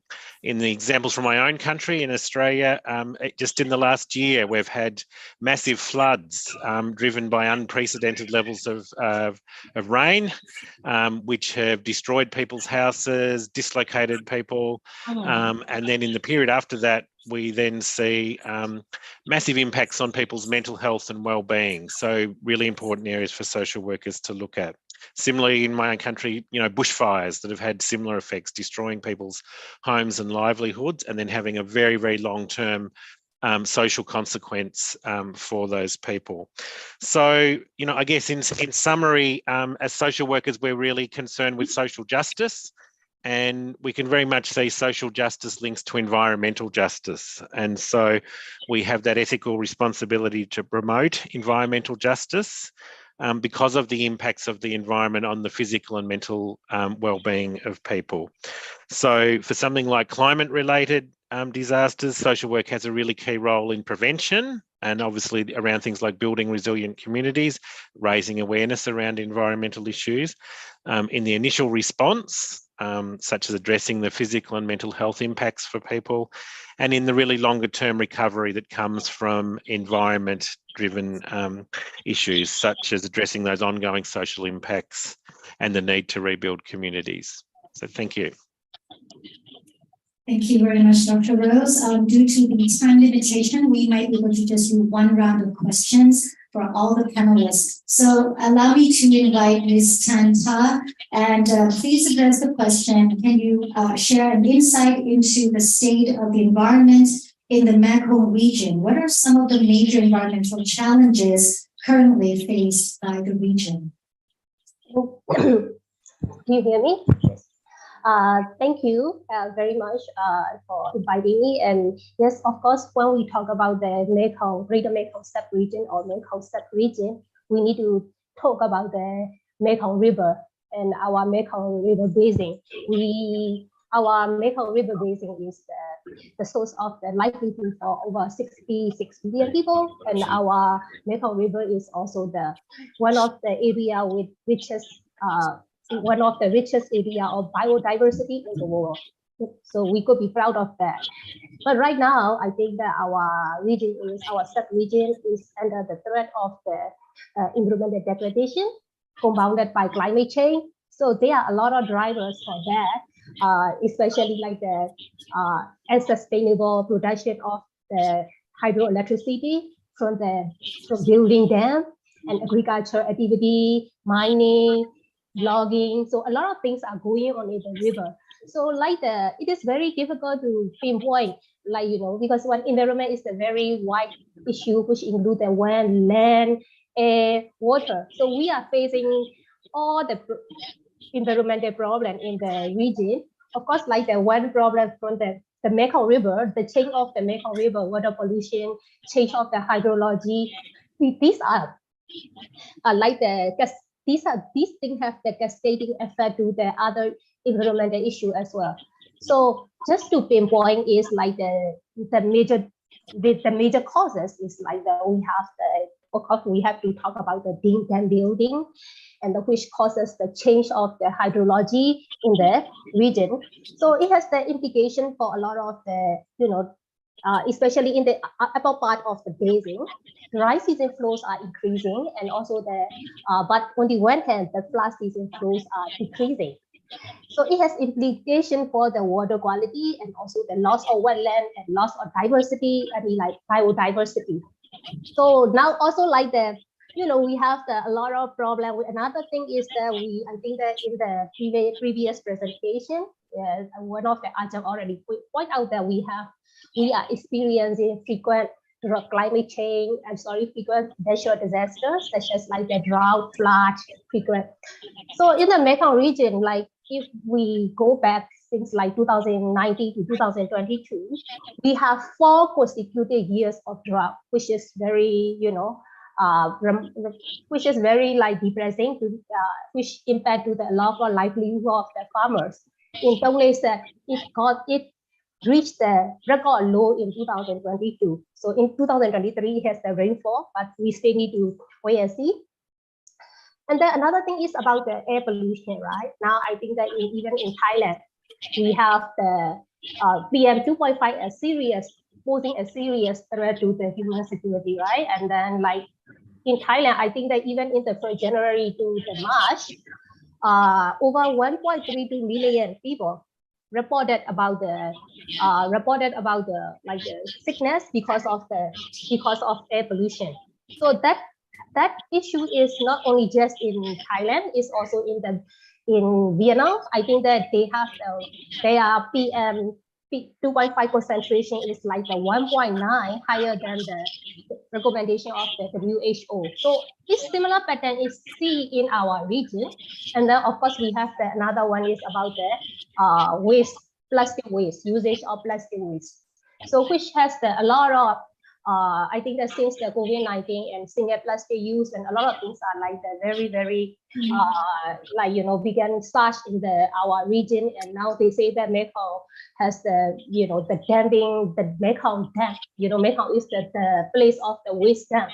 So these are the issue. A lot of compounded issue are facing in our region, and without the sustainable, like the thinking about the without the sustainable planning and river basin planning, our region will have a very I think we will not see the very desirable future that we aim for the sustainable Mekong region as our vision. Yes. Thank you. Thank you. Thank you, Ms. Tanta. Next up would be Kun Patarapon. So the question for you would be, in Thailand, waste pollution has been a major problem, posing a threat to the environment and public health. In the context of Thailand, can you share an insight into waste problems and your views on sustainable waste management from the perspective of social development? Thank you for the introduction. And I have to be a bad guy today for the waste problem. And I think that's only in short time I will cover all the problems and some solution and some example of case study. So if you can change my slide. Yeah, sure. A minute. So I want to point out that the waste problem in Thailand that you may never know because you never seen the real thing. It's like somewhere hidden in the back, not in just the backyard, but it's totally out of sight, out of mind. So this is like a normal situation that the waste that we generate impact both the animals and human, because some less fortunate people still have to earn scavenger on the solid waste, very dangerous because no protection. And the red dot on the map of Thailand that you see represent the whole downside. That means the whole country is like 85%. We manage waste by just dump on land. Unlike Singapore or Europe that you have good quality insulator and professional landfill, but in Thailand, everyone just don't care, just dump. But the main reason, this is Professor James Pitt, he's a law professor, but he talks about environment, and he found that the major reason why we have environmental problem is because of selfishness, greed, and apathy. The next please. And when we have a party, we have this kind of scene, a lot of garbage, and people still don't care, don't even try to collect and pick up the garbage, just take photo from some other angle that is beautiful, but they don't see the reality here. And another problem is we don't have awareness and knowledge. We spend a lot of budget on awareness raising. If you see the government budget, a lot of project on awareness raising, but never happened. It's just something someone talk about something and then finish. So if you ask these people in the parliament about SDG, not to explain the detail of SDG, just ask simple questions like how many SDGs are there? How many percent do you think they can answer correctly? I don't know, but I guess less than 20% that they know that we have 17 SDGs. So this is the problem because we not aware and we don't care. Next, please. And this is something we familiar with, but we later on we think that maybe it's not balanced, but the more priority should be given to the environment, because if we don't have environment, we cannot have society, and if we don't have society, we cannot have economy. But in reality, next please, in Thailand, we mostly concern on the economic consideration. Next please. And we don't very little priority given to the environment and social aspect. And you see that a lot of forums talking about economic drive, and we invite a politician. We have only economic growth, but we don't have forum that invite politicians to talk about sustainability or environment. And these are like the real case that we just want to grow some corns, low value commodity, and destroy the whole forest and the whole mountain, turn into resort, cheap resort for, I don't know, Next, please. I think we can just go quickly. This is an example of our mobile phone that we use cobalt in our battery, and the cobalt, we have to look at the impact on the environment, a lot of toxic chemicals from the mining, and also impact on the biodiversity and the child labor to do the mining. But if we look at the impact on the economy, this is the share of the stock of the mining company. Negative, but positive only this one, last one. Next, please. And the main problem is because most people, especially Thai people, are not aware about limited resources. The earth that we see doesn't grow. It's not like a balloon or some fruits that you can grow bigger. It's the same size. So resources are limited on this same size. You cannot just take anything you want and throw anything you don't want. So this is something that majority of Thai people still not aware of this problem. Next, please. And another problem is the wealth inequality. We have big wealth gap. This is not Thailand, but it's the same. Anyway, next, please.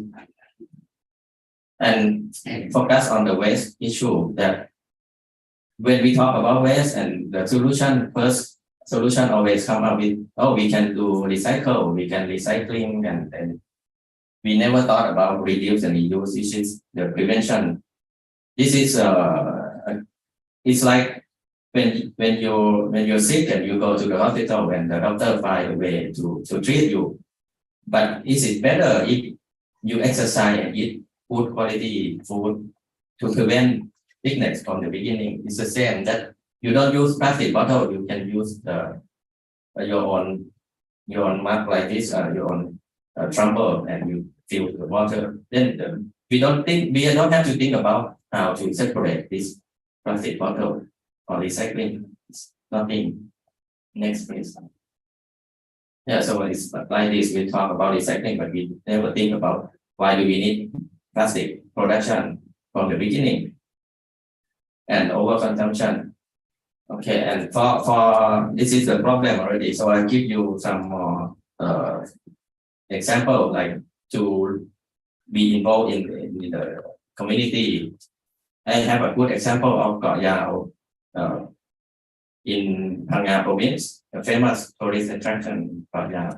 The whole community, like general community in Thailand, that dump everywhere on the street side, just throw the garbage. But with the IUCN, the international NGO, like initiate new idea on to use the local volunteer help or some more.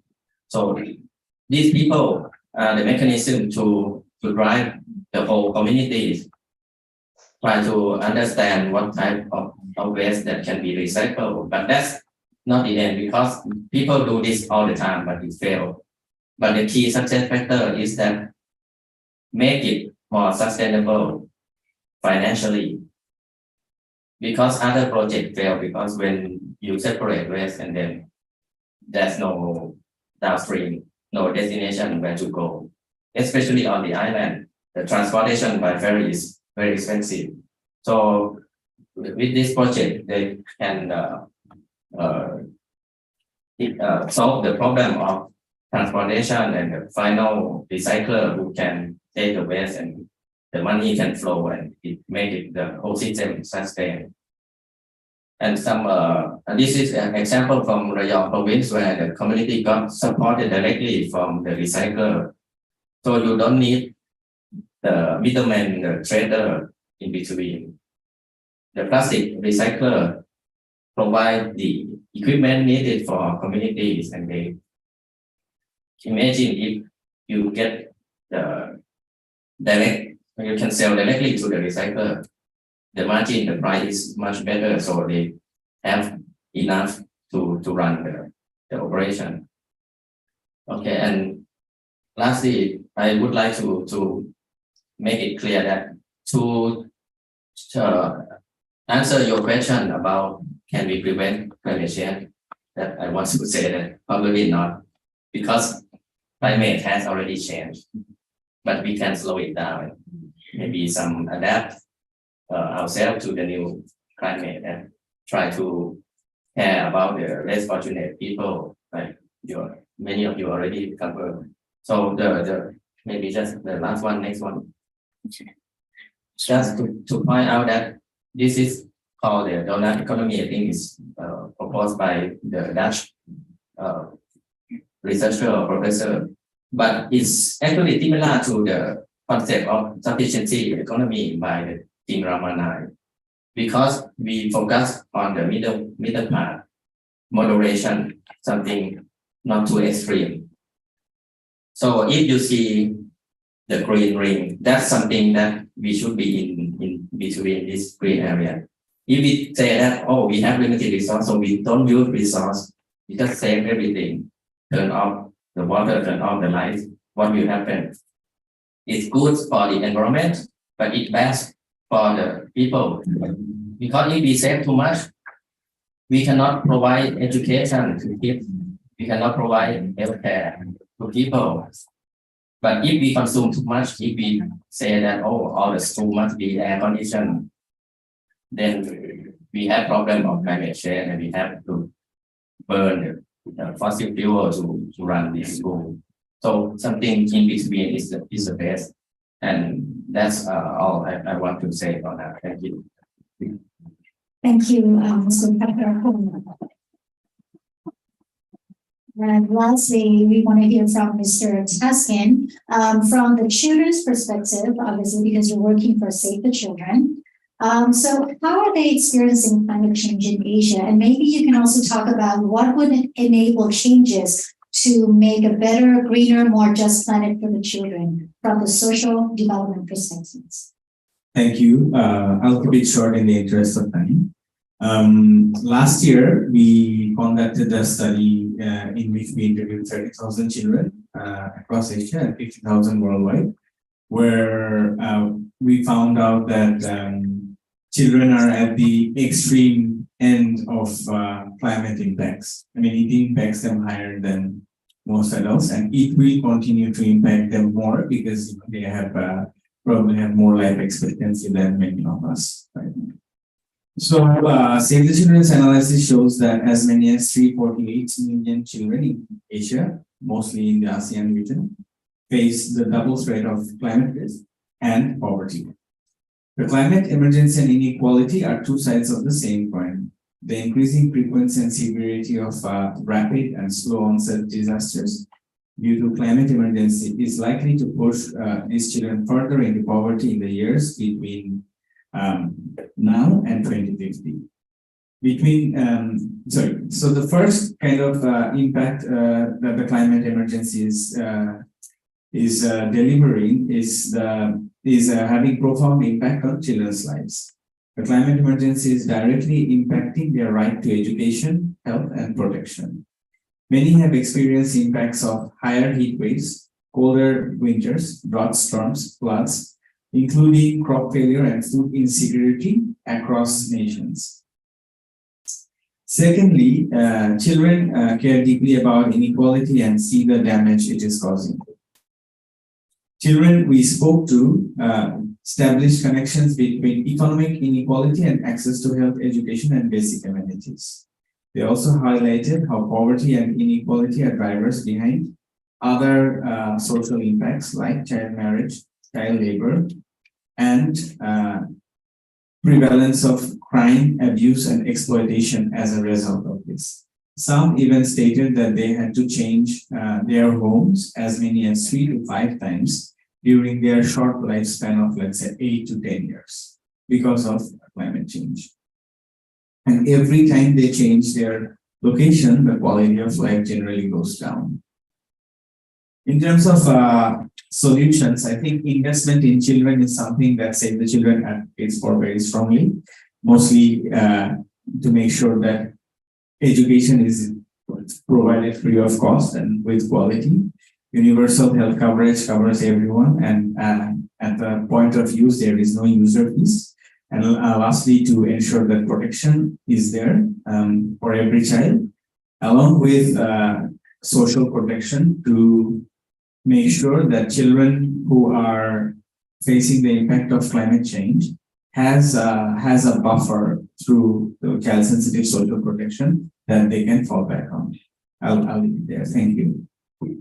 Thank you very much. So we do have to cut it short, and thank you all the panelists. And this marks the end of our morning session. Our apologies once again for the interruptions and technical difficulties. We will be back possibly at 1:20 p.m. Thailand time. Please enjoy your lunch.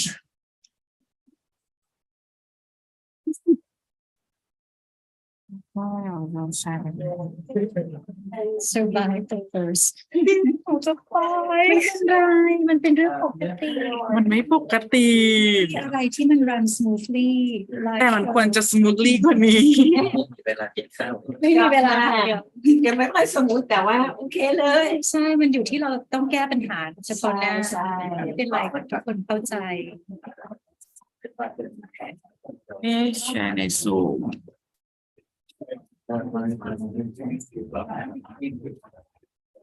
ในซูมต้องปิดกล้องสินะปิดกล้องก่อนปิดเสียงด้วย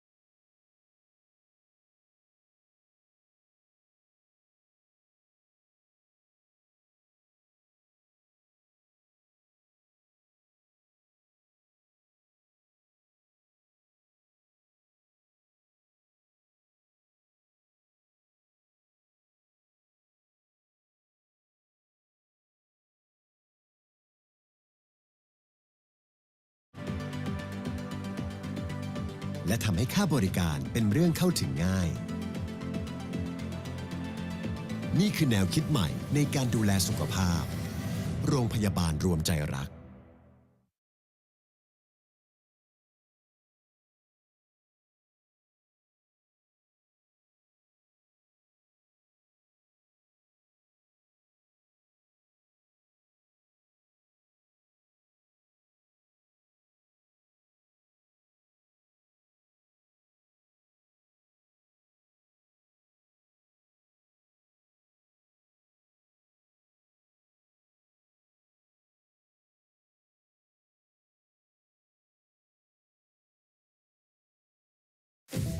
แนวคิดใหม่ของการดูแลสุขภาพที่โรงพยาบาลรวมใจรักเราใช้เทคโนโลยีของวันพรุ่งนี้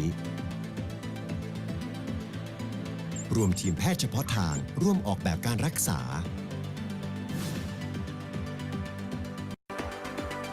และทำให้ค่าบริการเป็นเรื่องเข้าถึงง่าย นี่คือแนวคิดใหม่ในการดูแลสุขภาพ โรงพยาบาลรวมใจรัก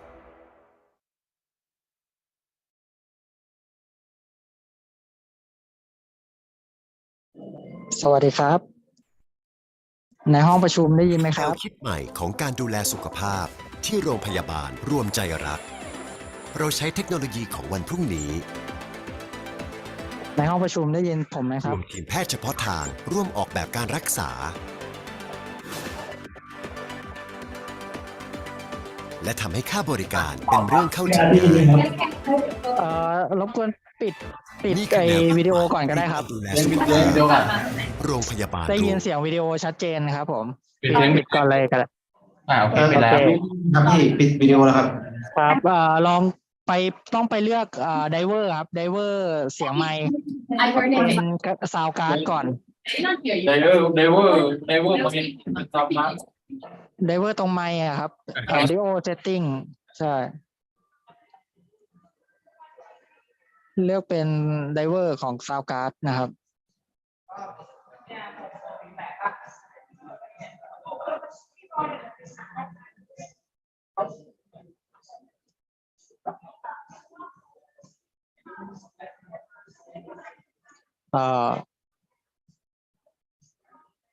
สวัสดีครับ ได้ยินไหมครับ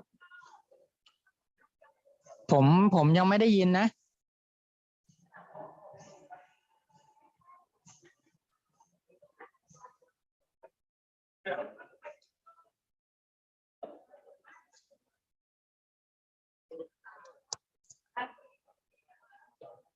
ทดสอบครับ ยังไม่ได้ยินครับ ยังไม่ได้ยินเสียงเข้ามาเลย เสียงจากห้องประชุมนะครับ ยังไม่ได้ยินเลยครับ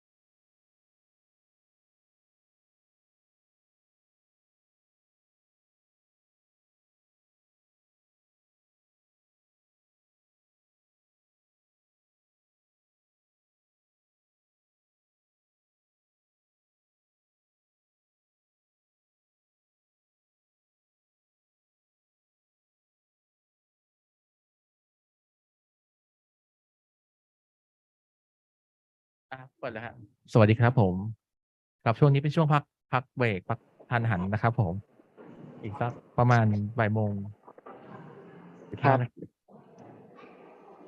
หิ ส ว วัสดี ข้าว ครับ กันไหมครับ สวัสดีครับ ครับได้ยินชัดเจนครับ ครับ ได้ยินทางในห้องประชุมชัดเจนครับ ครับ ขอบคุณมากครับ ครับผม ไปกินข้าวกันได้แล้วนะครับ ครับ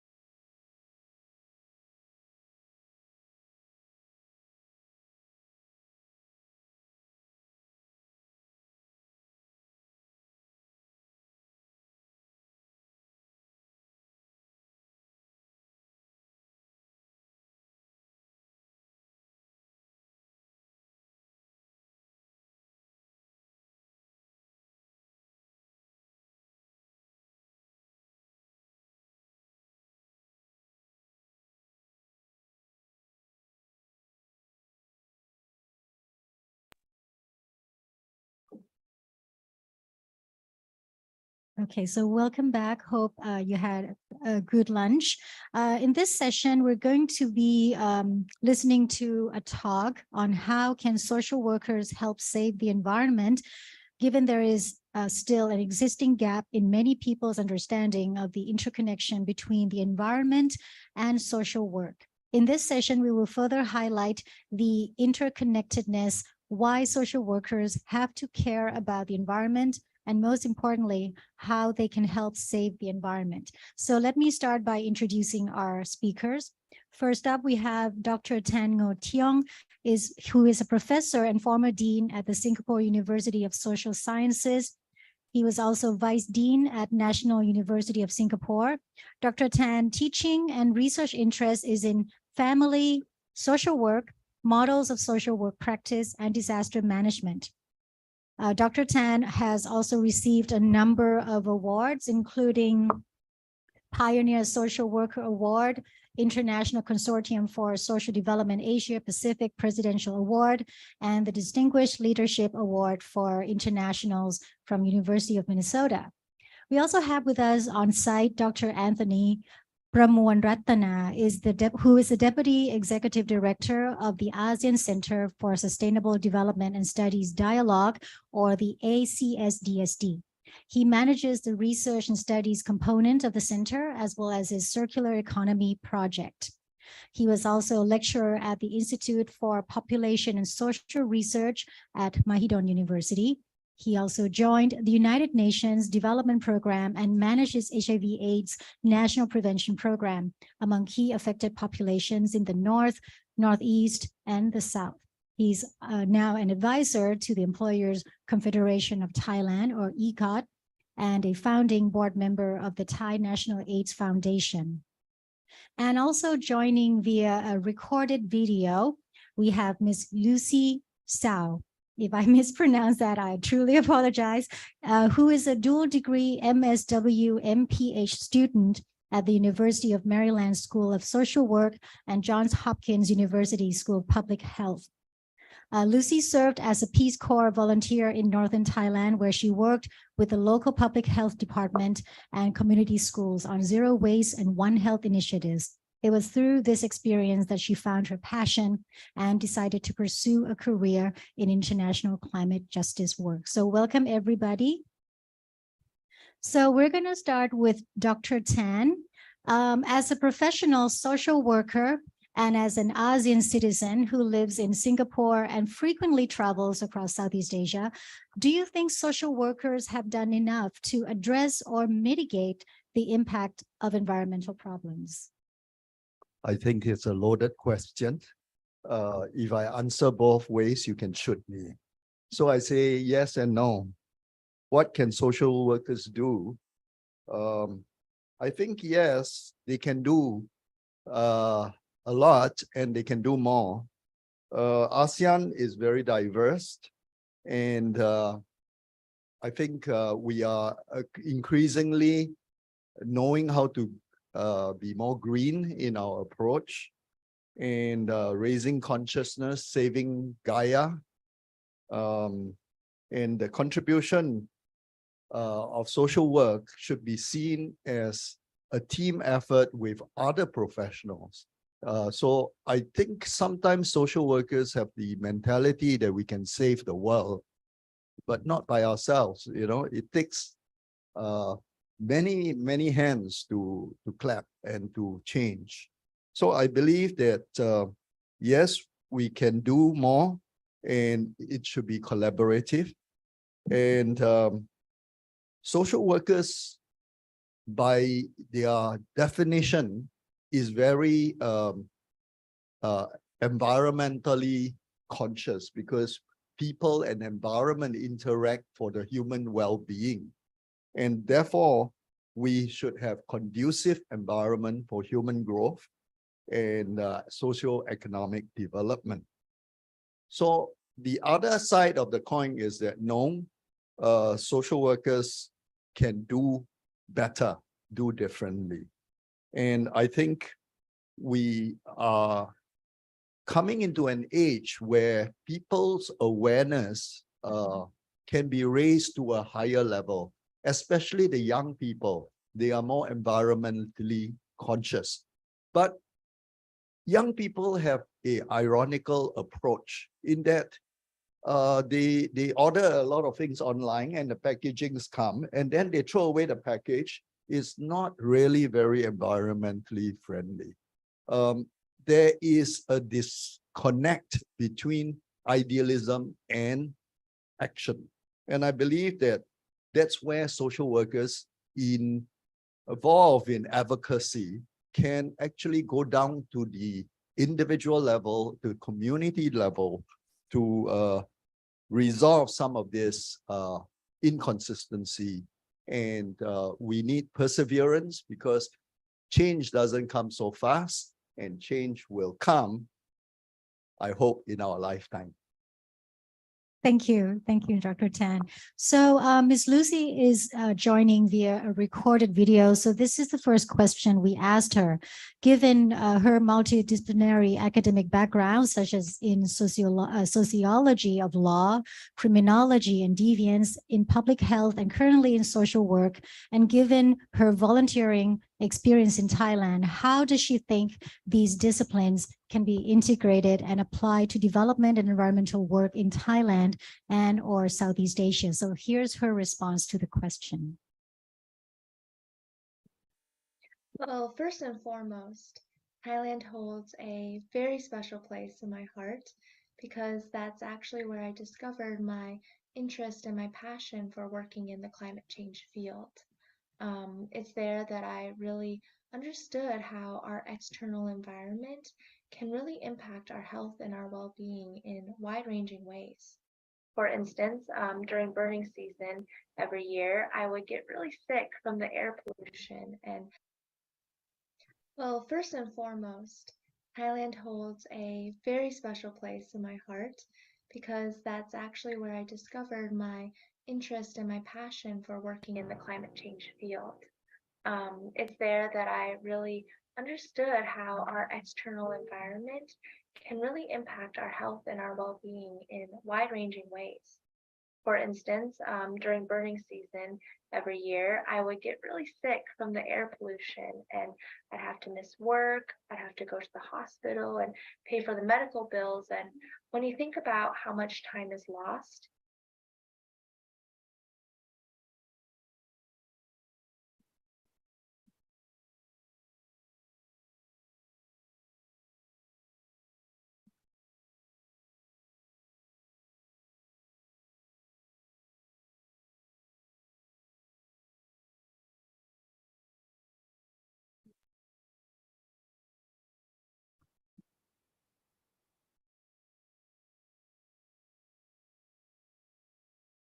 well, first and foremost, Thailand holds a very special place in my heart because that's actually where I discovered my interest and my passion for working in the climate change field. It's there that I really understood how our external environment can really impact our health and our well-being in wide-ranging ways. For instance, during burning season every year, I would get really sick from the air pollution and I'd have to miss work, I'd have to go to the hospital and pay for the medical bills. And when you think about how much time is lost, how much strain financially and mentally that can put on someone, you really start to see this ripple effect of how environmental risks affect one's financial well-being, social well-being, physical, and it goes on and on. So we really have to have this holistic, multidisciplinary view of health and eliminate that false dichotomy between physical and mental well-being in order to truly understand the complex relationship we share between the environment and us. From my experience here in the US, for better or worse, we tend to focus on the more mental health side of things in the social work profession, despite the fact that we understand the physical health is intrinsically linked to our mental health and vice versa. So in these regions that are highly sensitive to climate change, like Southeast Asia, we're seeing more and more environmental challenges that arise from climate change compared to other parts of the world. For example, disruptions to seasonal weather patterns are devastating to the agricultural sector, which countries like Thailand rely heavily on. From a public health standpoint, that's a significant threat to food security and physical well-being, while on the social work side, we can identify and address the economic and mental health impacts that come with crop failures and other climate-driven consequences. In fact, over the past 20 years, we've seen a major rise in new terms to describe the mental health impacts of climate change. Terms like eco-grief or eco-anxiety, eco-guilt, there's so many, right? But all these new terms emphasize and underscore the complex and growing and urgent implications climate change is having on us as humans. So when it comes to addressing environmental threats from every angle, public health can't do it alone. Social work can't do it alone. What we really need is a diverse array of perspectives and backgrounds and insight to address these complex and multifaceted threats. As a macro social worker, Okay, so that would be the next question for Lucy. So let me now turn our attention to Dr. Anthony. So from the sustainable development perspective, can you shed some light on how we can balance economic, social, scientific, and technological development with environmental protection or sustainability? Good morning. Sorry, good afternoon. I work at the ASEAN Center for Sustainable Development Studies and Dialogue. That's a very long title. So that's the reason why I didn't have a PowerPoint, because I thought it'd be better to listen rather than to look, even just to read the title of our organization. But we were established a couple of years ago, and the objective of our establishment basically is the question that was asked. We look at the overall sustainable development goals because Thailand is the ASEAN leader on taking the lead on sustainable development issues. We have a 4-member team, soon to be 5, so it's very small. So we have to pick and choose the particular aspects of sustainable development, mostly sustainable consumption and production, management of natural resources, and within ASEAN, resilience and partnership. So that's our broad perspective. Now, to give you a small example under sustainable consumption and production, I'd like to invite our listeners to look at our current project, which is on circular economy, and the address of the website is that's circular economy, right? ce.acsdsd.org. And basically, that particular platform is basically trying to link up all of the practitioners of circular economy within ASEAN and with the EU. And these are like from people to companies to national policies of the different ASEAN member states. It's the platform is a rather practical approach. So it's open to the general audience. And if anybody within ASEAN or even private sector wish to promote or show your activities, there is an icon within that platform for you to fill in, and to promote and to to publicize the activities that you are doing. So circular economy, I think, is one small answer. Basically, what that means is, reuse, refuse, recycle. It's an attempt to look at not just one's organization, but one's also personal values. How can you reduce? How can you reuse? How can you consume less? For example, how can you grow your own food? If you can't grow your own food, how can you maintain sustainability by depending upon other people that grow their own. I grow their own food. I have a friend in the provinces that, you know, I buy food from them. That's how you can reduce, you know, how can you reduce your carbon footprint? Start with your own personal values. You know, how can you consume on that, consume less on that?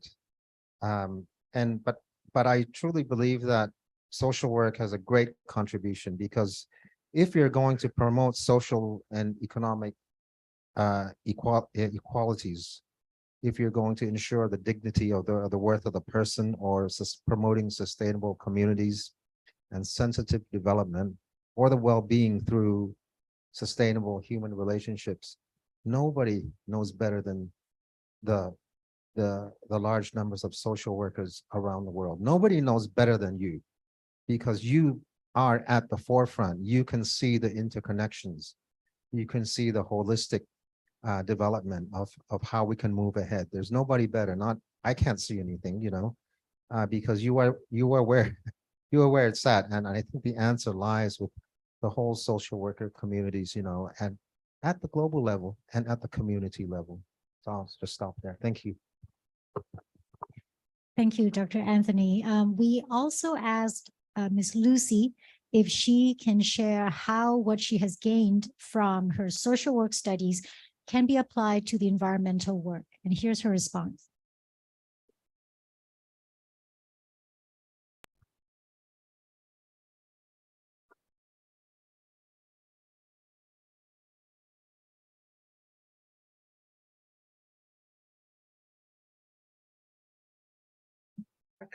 A lot of my educational experience has focused on community and macro level systems, which has given me a deeper understanding of the interconnections between systems, as well as where I'm situated within them. In that way, I don't feel as powerless when it comes to addressing something as massive as climate change, because that fear of the unknown is removed from me. I can break down these complex challenges into smaller parts in order to identify opportunities and stakeholders to target. I've also gained crucial skills like advocacy, community organizing, and policy interpretation, which has really empowered me on a personal level in my fight against climate and environmental injustices.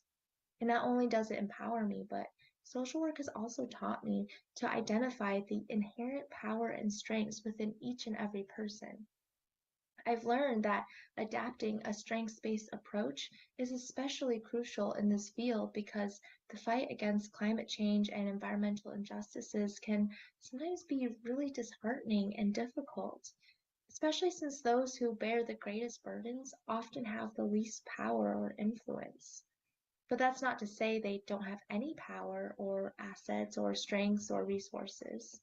Social work has taught me that every community and every person embodies their own strengths that can be leveraged. Additionally, I have a deeper appreciation of how individuals interact and are impacted by their environment. That's why nature-based interventions like ecotherapy or forest bathing or nature prescriptions, where healthcare providers literally prescribe people to spend time in nature, that's why they're so powerful. It's because nature is powerful. Nature is restorative. And we as social workers can bridge and promote human connections to nature, which not only foster greater well-being, but also foster greater appreciation for our planet and its natural elements. In turn, perhaps that appreciation can turn into motivation to protect our planet, and that motivation can then turn into action. And through this collective power and collective action, we can really apply pressure to the institutions and systems that disproportionately contribute to climate change and environmental injustices. Here in America. Okay, so let me now turn to Dr. Tan once again. So do you agree or disagree with Kun Lucy? Is there anything you would like to add, or maybe a different point of view you would like to share? Well, I cannot disagree with such an eloquent speaker. And also that she reminds me of my graduate students that I taught in the US. Of course, there are different points of view of social work as applied to the environment. And she is right in that empowerment and Dr. Anthony saying, touching base with the community and the people. I think that's important. So I want to just highlight, I think it's the next slide, right? The next slide. Yeah, that. There are many experiences that are relevant. And I think number one is culture. Each culture is different. Each culture deals with the environment quite differently. And I think there is a lot of culture-specific knowledge of saving the environment. And I think that is one important aspect that social workers must realize, that we must work within the culture context and enhance the strength. Number two is that social workers' perspective to the environment is everything, because as Dr. Anthony has said, that it is important to have the common people deal with their situation, and they know best. And social workers working with common people in their common situation works well in that context. Then understanding people within the environment is the forte of social work. It is then important for social workers to see how individuals, community cope with the environment. And because the environment is not static, it's so dynamic, with one flood, with one disaster, with one change in climate, you will see that we need to adapt and grow so that there is a functionality in the coping mechanism. I want to say one point here, that eco-social work, which Lucy has so eloquently put forth, has its danger too. Eco-social work puts the environment as the center, not the people as the center. So you know that traditionally, social work perspective is people-centric and community-centric. But now if we put the environment as number one, then we have to deal with it as secondary importance. The way I look at it is that there must be a dynamic balance. You need to save the environment, but you need to pay attention to the well-being of the individuals within that environmental context. Thank you. Thank you, Dr. Tan. Now turning to Dr. Anthony, in reference to what you shared earlier, can you share some examples of what ASEAN is currently doing? I can think of one example, but I'd like to urge the audience, both here and on the Zoom, to look at the ASEAN Smart Cities Network. And I'm new to this. I'm new to this sustainable development. It's just been a couple of years, but if you look under the ASEAN, excuse me, Smart Cities Network, you will find lots of examples, and one of them is the City Brain Initiative. I think in Indonesia, where they can control the real-time data of traffic cameras, social media, and weather sensors to manage the traffic flow. And many countries, many cities are doing it, but the City Brain Initiative in Indonesia, I think is a best practice example that we can share within ASEAN, and that's the whole idea of the Smart Cities Network. I think it links 52 cities within the network, has 52 cities within ASEAN, and it's really a good best practice, because cities are more manageable than countries. I know mayors come together, they speak about similar issues because they are confronted with similar issues in large metropolises. So that is one example. And I think also governors and mayors and city senior officials have to deal with this they can see that it needs to be dealt with in a holistic, integrated way. Pushing one thing affects affects another area. So I would urge people to really look at, you know, the ASEAN Smart Cities network as an example of, because it's also easy to understand. Yeah. Thank you, Dr. Anthony. Now, turning back to Dr. Tan, you studied in the US and you have worked in many countries around the world. On what aspect do you think ASEAN is still lagging behind in terms of environmental integration in social work? Are there any good practices that we should learn from the developed countries? You know, your questions are also loaded. Is ASEAN lagging behind? I think we can look at a continuum of processes, and we are somewhere, I would say, in the middle of the continuum in terms of it's not that someone is ahead or someone is behind. We are all in the continuum towards a better world, more livable world and better cities. We can always learn from each other. And so there is richness and traditions in ASEAN. And because ASEAN is so diverse, I want to emphasize again, the different cultures, different needs, and you cannot prescribe one to say, oh, you cannot burn the forest. I think earlier they say you can do some forest burning, but on a very measured way and controlled way, because then I think that's their livelihood and that's how they would progress. But of course, too much burning is not good for the environment. And then we need to look at how we can journey together in terms of environmental protection. I just came from China 2 days ago, and I find that their green approach has overtaken the US in terms of their ideas and their technology, and also the application, not just talking, is doing that is important. So our countries in ASEAN are smaller and denser. We live in more concentrated population. And so crowding itself is a public health concern. I would think from a public health perspective, we can look at how we can develop greater measures to have health security and human security in that way.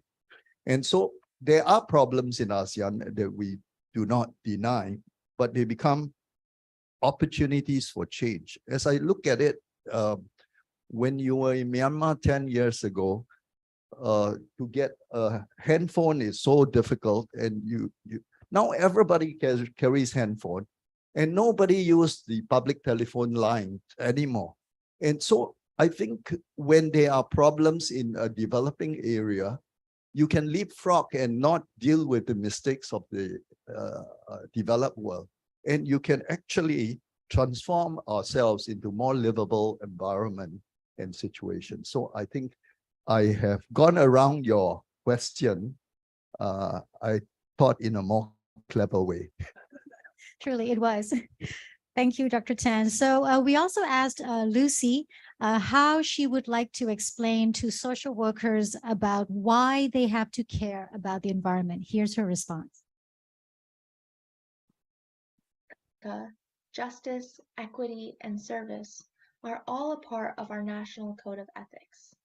So it's our professional obligation to address injustices and inequities that affect our clients in our communities, including environmental injustices and environmental inequities. And beyond our duty as professionals is the fundamental fact that the environment is inherently ingrained in our lives at every level. This means that so many of the challenges and issues facing the people we work with, whether it's obvious or not, can be connected back to the environment. For example, here in Baltimore, Maryland, where I'm currently living, we have a major housing security issue citywide. Many of our clients struggle to achieve safe, affordable, and stable housing, but not many can connect this challenge to environmental injustice. So what happens when we don't have a house? We don't have protection. we don't have access to clean water, we become exposed to environmental risks like pollution or heat, which, by the way, heat is the #1 cause of weather-related deaths in the US.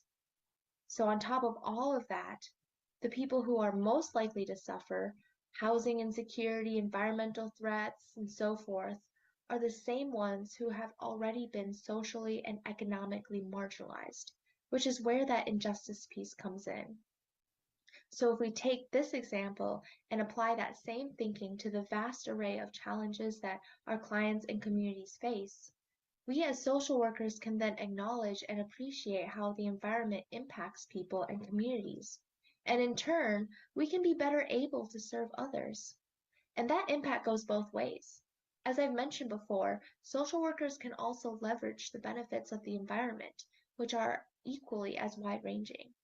From encouraging clients to spend more time in natural spaces or teaching people how to identify environmental threats in their lives, to directly improving access to natural spaces within communities or advocating for earth-friendly policies, there's just so much opportunity for social workers to engage in environmentally focused work.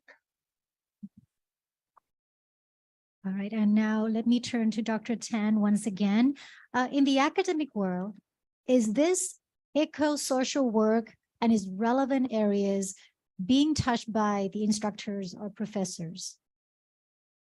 I don't know there's an academic world because the world is just one world.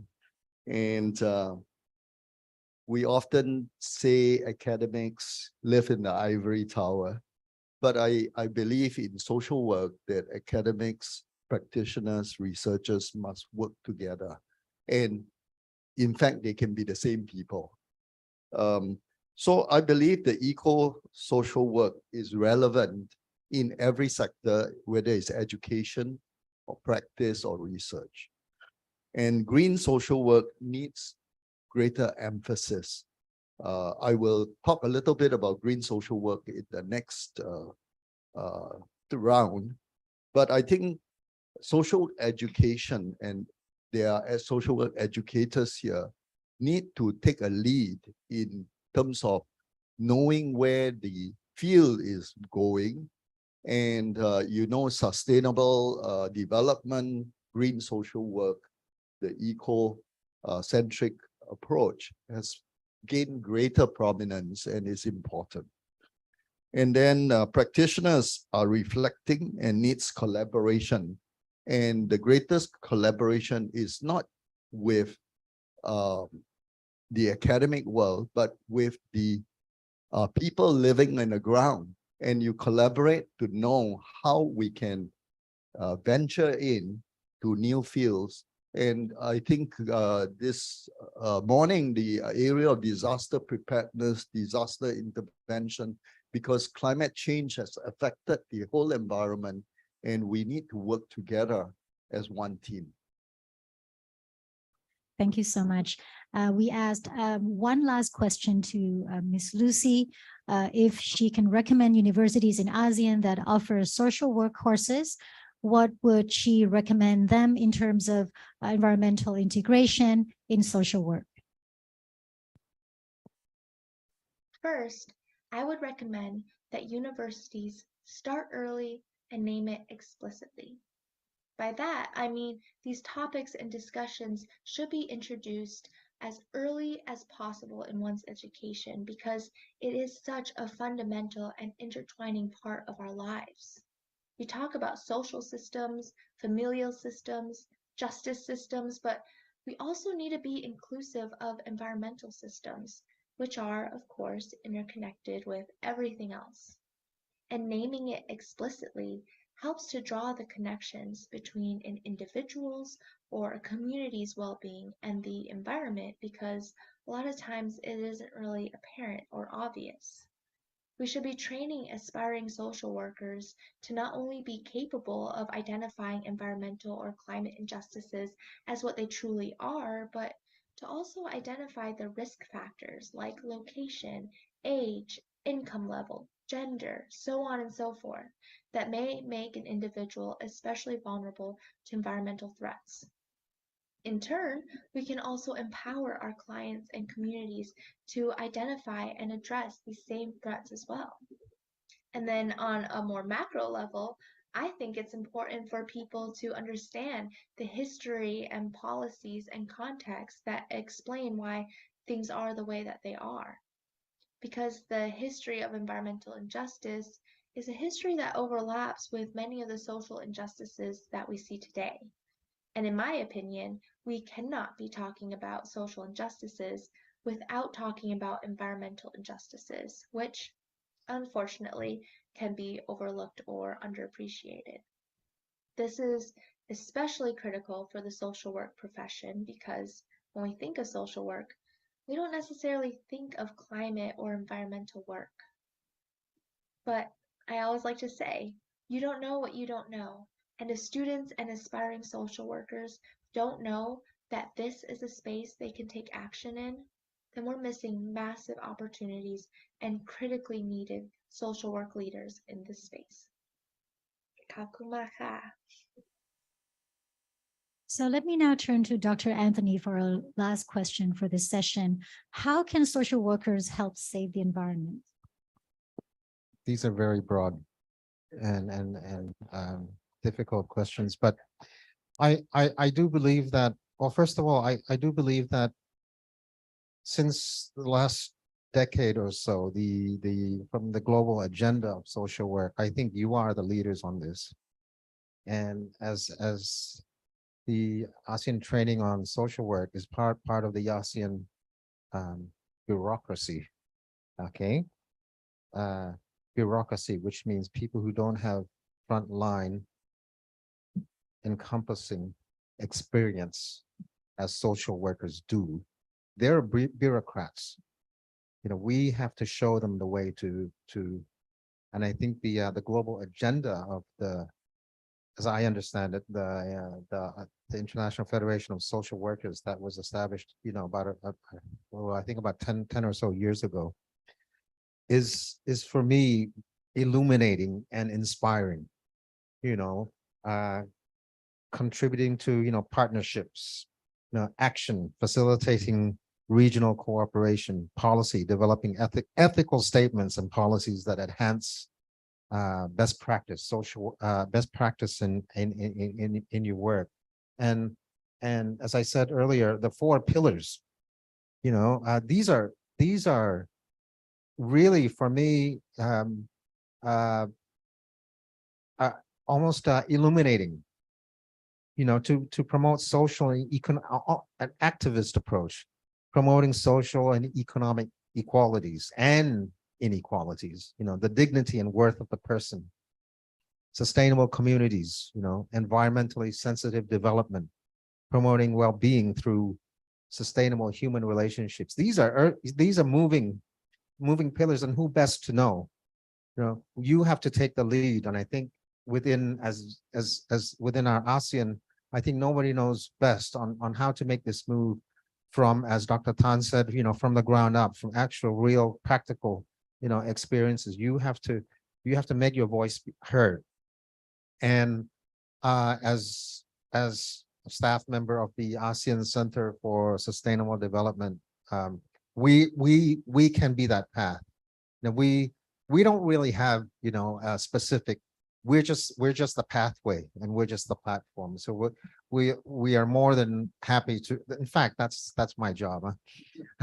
Happy to serve you, you know, in order to push this agenda ahead. And I'm sure social workers see many things that say, you know, the bureaucrats or the governments don't see this problem. We want to help you show that this is the problem and this is the solution.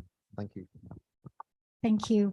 So having heard from all the panelists, I guess I can summarize a little bit that the solution may lie in a more dynamic model that address both environmental and social issues as well. And definitely social work and social workers are crucial in this journey. So the talk today surely shed light on this and is hopefully paving the way for further discussions and solutions. So thank you very much, all the panelists, Dr. Tan and Dr. Anthony and Lucy, who will probably see us later, thanking her. Okay, so we're going to move on to the next session, which is a round table, but I think we do need some time to set up the stage area. So the audience online, just give us a few minutes to rearrange the little section here that we have so that we can have all the on-site speakers over here with us.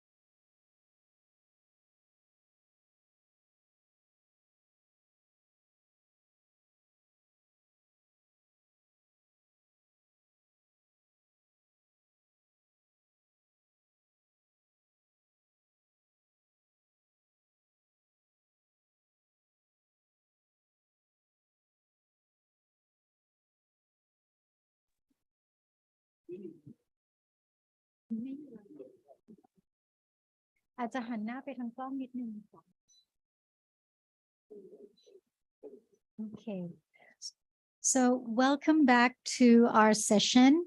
The last session will be a roundtable discussion on ATCSW's proposal of a business model, the recycle business model by PPP operated by PWDs.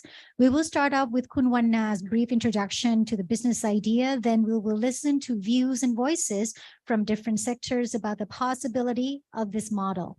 But first up, let me introduce our speakers here. We have Dr. Somthai Wongjaran. Dr. Somthai is a founder and president of Wong Panit, a full loop recycling company that handles a wide range of waste materials generated by households, businesses, and the government sector. In 1999, he saw the opportunity to engage the community by teaching disadvantaged people how to run their own small franchise recycling business.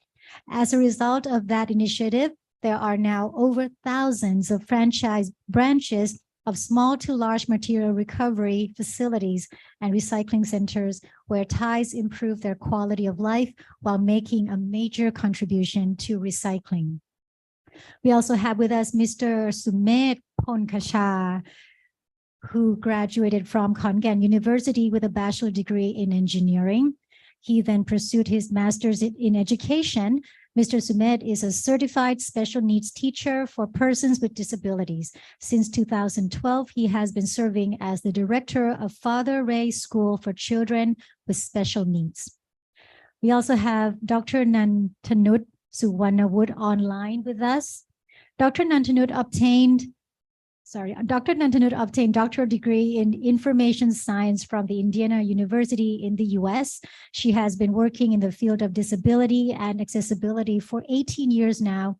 Currently, she's a social development officer at the Department of Persons with Disabilities, Thailand Ministry of Social Development and Human Security. She also guides academic researchers and practitioners in areas of disability, employment, and barrier-free society and inclusion. We also have Khun Patrapon from the morning session as well. So welcome everybody. I guess we'll start with Khun Wanna's brief introduction to the model. Thank you ค่ะขอบคุณค่ะ very honorable moderator today สวัสดีทุกท่านนะคะ very good afternoon to all of the audience and honorable speakers today. The idea that we propose this initiative is that we sat together in our office and we think that first of all, environmental problem is so important. Right now, we start to have PM 2.5. We have a lot of waste.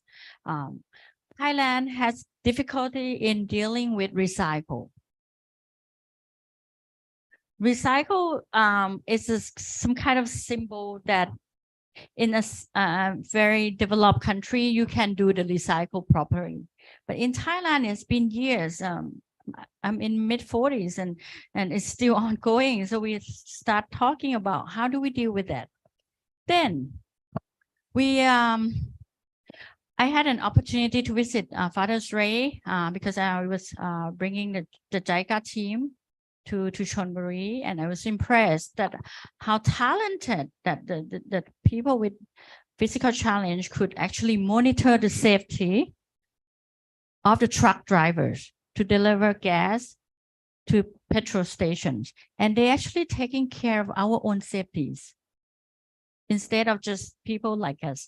So combining the idea, and then we like the idea that near where we live is there's a machine that you can kind of put the can and bottles in to recycle it, but it's not popular. It's convenient, but it's not popular. So we think that maybe because it's good maybe for the young who just want to bring their items and do it, but for the older generations that might not suit their styles. So we were thinking that if we can generate the new business for the disability group and help recycle all the cans and plastic and everything and suit the culture especially like in Southeast Asia, like Thai. So the business idea we came up with is based on the theory of like if you see in the Europe that there's a machine, but the expensive one like that can separate everything by itself is way too expensive. So we're thinking that if we can have a machine and the disability officers operating the machine, citizen can get the money from recycling. He has a job, and the machine we can do the advertisement and charge the business.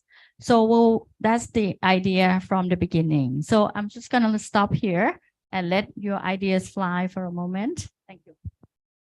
Thank you, Kakunwana. So I guess I'll start again. This is free floor here, free discussion. So anybody can jump in at any time, but I'm just going to try to narrate this a little bit. So I'll start with Kun Pattarapon. So Kun Wanna was talking about the reverse or recycling vending machines. What is the situation of these machines in Thailand, and are there any challenges if we were to adopt this more, completely in our society? Thank you for your idea about the reverse vending machine. So I like to point out just two things. That the first thing is about the regulation. When you see this kind of machine in other countries, it's popular and it's functioning because they have laws to force the producer or retailer to take some money as a deposit. So when you put the bottles or can back, you can get money back. That's written in the law, not just voluntarily like in Thailand. So the next thing that makes it difficult in Thailand is because that kind of machine can accept limited type of material. For example, if you want to put a shampoo bottle, which is maybe a same PET or HDPE, but the machine cannot work well because the most valuable plastic bottle is probably PET for the general population that consume most. So the limited type of material. This is also another challenges that make it difficult. General consumer are not aware of different type of material. Even they know, but sometimes, like I said, the water bottle PET, no color, clear color, but some mineral water has blue color added. It doesn't work. The machine doesn't want that, so that's another problem. Thank you. Thank you. Let me now turn to Kun Sumit, Mr. Sumit. So we would like to know, with the idea of the recycling vending machines, what would be the possibility of involving persons with disability, and whether or not we have to think about the type of disabilities as a factor in this? In this person with disability in Thailand,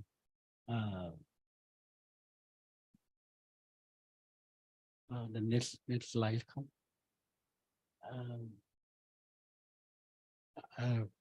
In Thai law, this a person with disability it mean the impair or the limited of the behavior, mind, interaction, in a daily living. We have the person with disability department in the human security. We have disabled people, person with disability who register now 2 million people allowed Thailand. That's like the most is physically about 1 million. The second is deaf about 400,000, and blind and mind and below. We have 7 kind of the disabled, blind, deaf, physically, mind, LD, autism, and intellectual. Next slide. About 1.3 million educate only elementary, and only 30,000 is the graduate in the bachelor degree, like that. That means a lot of people in Thailand is not low education. And that's the like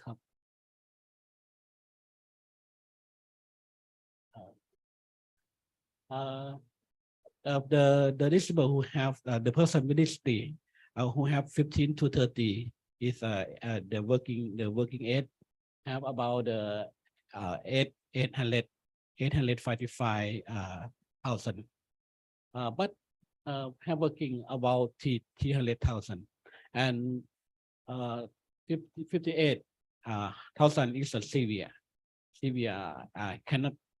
until cannot work by themselves. You can see the number have about the 2 or 300,000 that can work but not a job in Thailand. Next slide. For this slide, we will show about the quota system. We have the article in Thailand, in Act of the Employment Person with Disability, 2007. We have the article 33, 34, 35, 33 to employ to work both government and private section. The number you see about in the last year, about 2022, the government have to hire disabled about 15,000, but they hire only 2,000. But in the private section or business section, they have to pay 63,000, but they pay really is 58,000 is more than many much for the government. That include together about the 60,000 who position in the quota system of Thailand. Almost they employ in the 33. The 34 is mean if you don't employ, you have to pay the money to the disability fund for the disabled people to loan to occupation career. If you don't want to pay, you can support the career of disabled in 35. Okay ครับ next slide ครับเอาปีประมาณนี้โอเคครับ Thank you, Mr. Sumit. So we have listened to 2 speakers already. Okay. So it seems that there's a possibility of adopting a machine, and also we have a lot of persons with disability who are capable of doing work, and they are still basically looking for jobs. There's still possibility of involving them. So let's hear from Dr. Nantanut. Maybe we can look at some government support or regulations that can ensure that persons with disability can be more engaged in this journey. Good afternoon, everyone. Yes, as Mr. Sumit already stated, we have the Act on Empowerment of Persons with Disabilities in terms of an employment on the 3 sections that already mentioned previously. We can use those channels to engage persons with disabilities in this model. As he shows the number, of course, we have quite a majority of persons with disabilities who are now unemployed, and especially those who have a severe to moderate functional disabilities. This can be getting involved in this process of recycling process, because the work is quite do not require high skills, right? So they can manage like to collect the garbages and to sort the materials. This is quite the dubious work, but at the same time, they can be proud to be as a person, as a dignity who have like the rights in the society. And for the government support, we also encourage both the public and the private sectors to hire a person with disabilities, especially through the Section 35 as the innovative way of employment. Like for those who don't directly hire a person with disabilities to be their employees themselves, they can just contribute to other ways. We provide like 7 or 8 options. For example, to provide apprenticeship or to employ a subcontract employees, or to provide us manage a space for them to produce or any services. But at the same time, the private sectors can also hire person with disabilities, no need to working with them, but they can under this Section 35, they can just contribute this money to this person to support this group of severe or to moderate of person with disabilities, so that they can just be engaged in this process with, and at the same time it can be regarded as the decent work that can create the dignity for this group of people. Thank you, Dr. Nantanut. Now, turning to Dr. Somchai, now your organization, Wong Panit, has been successfully involving persons of disability for many years now in waste management process. Can you share with us your journey and the operation within your organization? Okay. Good afternoon, ladies and gentlemen. Recycling business model by Wong Panit Company. And I would like to speak to Thai, and you translator me, okay? Okay, we have a translator in another room, so yeah. วงพาณิชย์เกิดขึ้นในประเทศไทย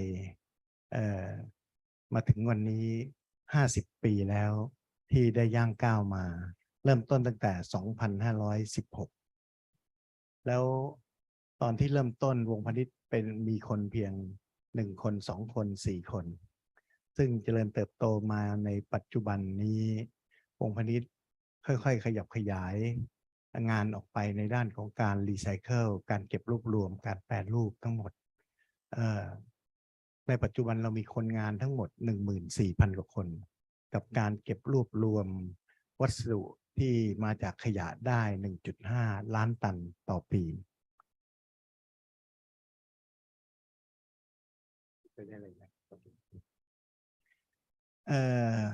วันที่วงพาณิชย์ได้มีโอกาสเติบโตมากๆแล้วมีชื่อเสียงมากๆอยากจะบอกให้ที่ประชุมได้ทราบว่ามันเกิดขึ้นเพราะสิ่งหนึ่งหลังจากที่เราได้เก็บรวบรวมทรัพยากรวัสดุเหลือใช้จากขยะแล้วเนี่ยนั่นก็คือการรีไซเคิลวัสดุที่ไม่มีชีวิตแต่อีกส่วนหนึ่งที่สามารถสร้างชื่อเสียงและสร้างความเติบโตให้กับวงพาณิชย์ทั่วไทยทั่วโลกในวันนี้วงพาณิชย์ในประเทศไทยมีทั้งหมด 2,334 สาขาที่เติบโตขึ้นมาหลังจากนั้นในประเทศลาวที่เติบโตมา9 สาขาที่ใช้เวลา23 ปีถึงปีนี้ในกัมพูชาในพม่าแล้วไปเติบโตมากที่สุดคือในสหรัฐอเมริกาที่ใหญ่มากวันที่สร้างให้เราเป็นผู้ที่มีชื่อเสียงและทำการรีไซเคิลได้สำเร็จมันมาจากกลุ่มคนกลุ่มหนึ่งที่ผมอยากจะบอกว่ามันเป็นกลุ่มผู้เปราะบางทางสังคมคนพิการคนเล่ร่อนคนที่มีอาการทางสมองขอทานชนชั้นที่สังคมเขารังเกียจกันหรือที่เขาเรียกว่าขยะสังคมขยะสังคมสิ่งเหล่านี้เองอยู่ในสายตาวงพาณิชย์โดยตลอดจากการเริ่มต้นเมื่อ18 ปีที่แล้วที่เริ่มต้นค้นหาขยะสังคมที่เป็นคนพิการคนเล่ร่อนคนขอทานความคิด ที่ปะทุขึ้นมาแรงมากนั่นคือทำอย่างไรเราจะเปลี่ยนอาชีพขอทานให้เป็นผู้ประกอบการให้จงได้ จะเปลี่ยนคนที่เล่ร่อนที่มีอาการทางสมอง คนพิการ หรือคนที่ไร้โอกาส ให้เขามีโอกาสที่ยืนอยู่ในสังคมได้อย่างมหัศจรรย์นั่นก็คือความคิดเรื่องการรีไซเคิลคนให้เป็นมนุษย์ที่เกิดขึ้น ให้เขามีงานทำมีความยั่งยืน แล้วก็ไม่สนใจการตกงานหรือต้องเล่ร่อนต่อไป นี่คือบริบทของวงพาณิชย์บรรยากาศในโรงงานเนี่ยครับที่ท่านเห็นเนี่ยนี่คือคนเล่ร่อนคนขอทานส่วนหนึ่งมาจากภายใต้ของกรมพัฒนาสังคมและความมั่นคงของมนุษย์หรือกระทรวงพัฒนาการสังคมและความมั่นคงของมนุษย์ที่เราได้ไปพูดไปคุยจนกระทั่งเจ้าหน้าที่ของภาคของรัฐให้เขาได้เข้าใจแล้วก็ชักชวนเข้ามาสาเหตุที่มองเห็นแล้วก็เห็นความสำคัญที่ชักชวนเข้ามาได้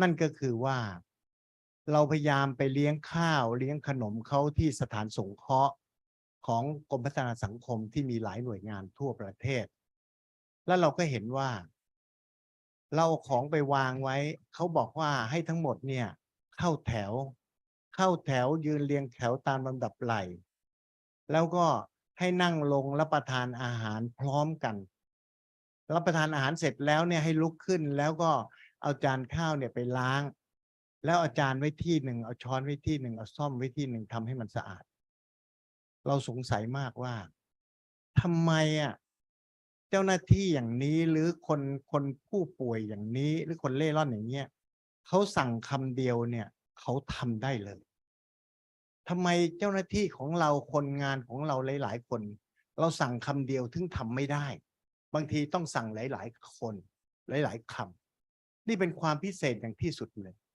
ก็เริ่มทดลองเอามาทำงานขอรับตัวเข้ามาทำงานในโรงงานโดยเช้ามาเย็นกลับอย่างนี้วันแรกสิ่งที่เราพบก็คือเขากินยาวันละกำมือใหญ่ๆยืนพูดกับต้นไม้คนเดียวก็ได้ยืนพูดกับท้องฟ้านกที่บินผ่านมาเขาสามารถพูดคุยได้เลยเรามองเห็นว่านี่มันคนพิเศษชัดๆที่มนุษย์ธรรมดาอย่างเราเนี่ยทำไม่ได้แต่เขาไม่ค่อยคุยกับคนปกติเราก็คิดว่าทำอย่างไรจะให้เขาพูดคุยกับคนปกติอย่างเราก็ค่อยๆให้เขาไปยืนคัดแยกวัสดุรีไซเคิลประเภทพลาสติกซะก่อนแล้วสอนเขาว่าพูดกับเขาดีๆให้พนักงานของเราเนี่ยซึ่งเป็นผู้เชี่ยวชาญนะครับพูดกับเขาดีๆว่าอันนี้คุณพี่สมชายคัดพลาสติกสีเขียวนะคุณพี่มะลิคัดพลาสติกสีขาวนะคนหนึ่งทำอย่างหนึ่งคนหนึ่งทำอย่างหนึ่งอย่างนี้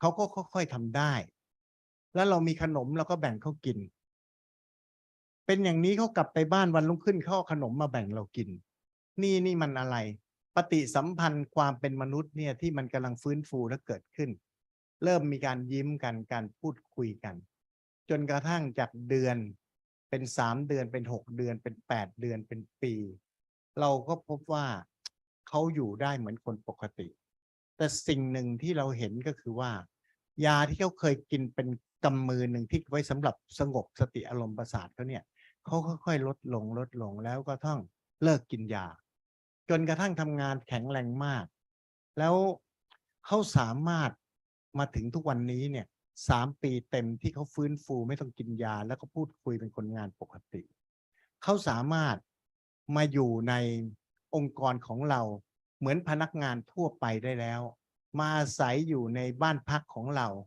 รับเงินเดือนเต็มปกติได้แล้วแต่สิ่งพิเศษกว่านั้นมันแปลกใจมากเลยว่าเขาใช้เงินไม่เป็นเขาได้รับเงินเดือนเท่าไหร่เขาจะเดินไปฝากธนาคารเต็มแล้วก็ไม่มีการใช้เงินเลยหลายคนที่เราตรวจพบตอนนี้คนหนึ่งมีเงินฝากธนาคารเป็น100,000 200,000 300,000แต่คนปกติไม่สามารถทำอย่างนั้นได้นี่อะไรกันผมคิดว่ารูปแบบอย่างนี้การรีไซเคิลวัสดุที่เราทำมาปีนี้ถึง50 ปีกับการรีไซเคิลคนให้เป็นมนุษย์เนี่ย มันจึงเป็นผลงานที่ท้าทายแล้วก็ยิ่งใหญ่ในบรรดาวงพาณิชย์ของเราที่มีพนักงานทั้งหมด 14,000 กว่าคน ที่เขาตื่นเต้นกับมัน สิ่งเหล่านี้ทำให้เราได้รับพิจารณารางวัลเอกลักษณ์แห่งชาติ รางวัลทองคำหนัก 1 บาท ของสมเด็จพระเจ้าอยู่หัวภูมิพลอดุลยเดชซึ่งวงพาณิชย์ทั่วไทยทั่วโลก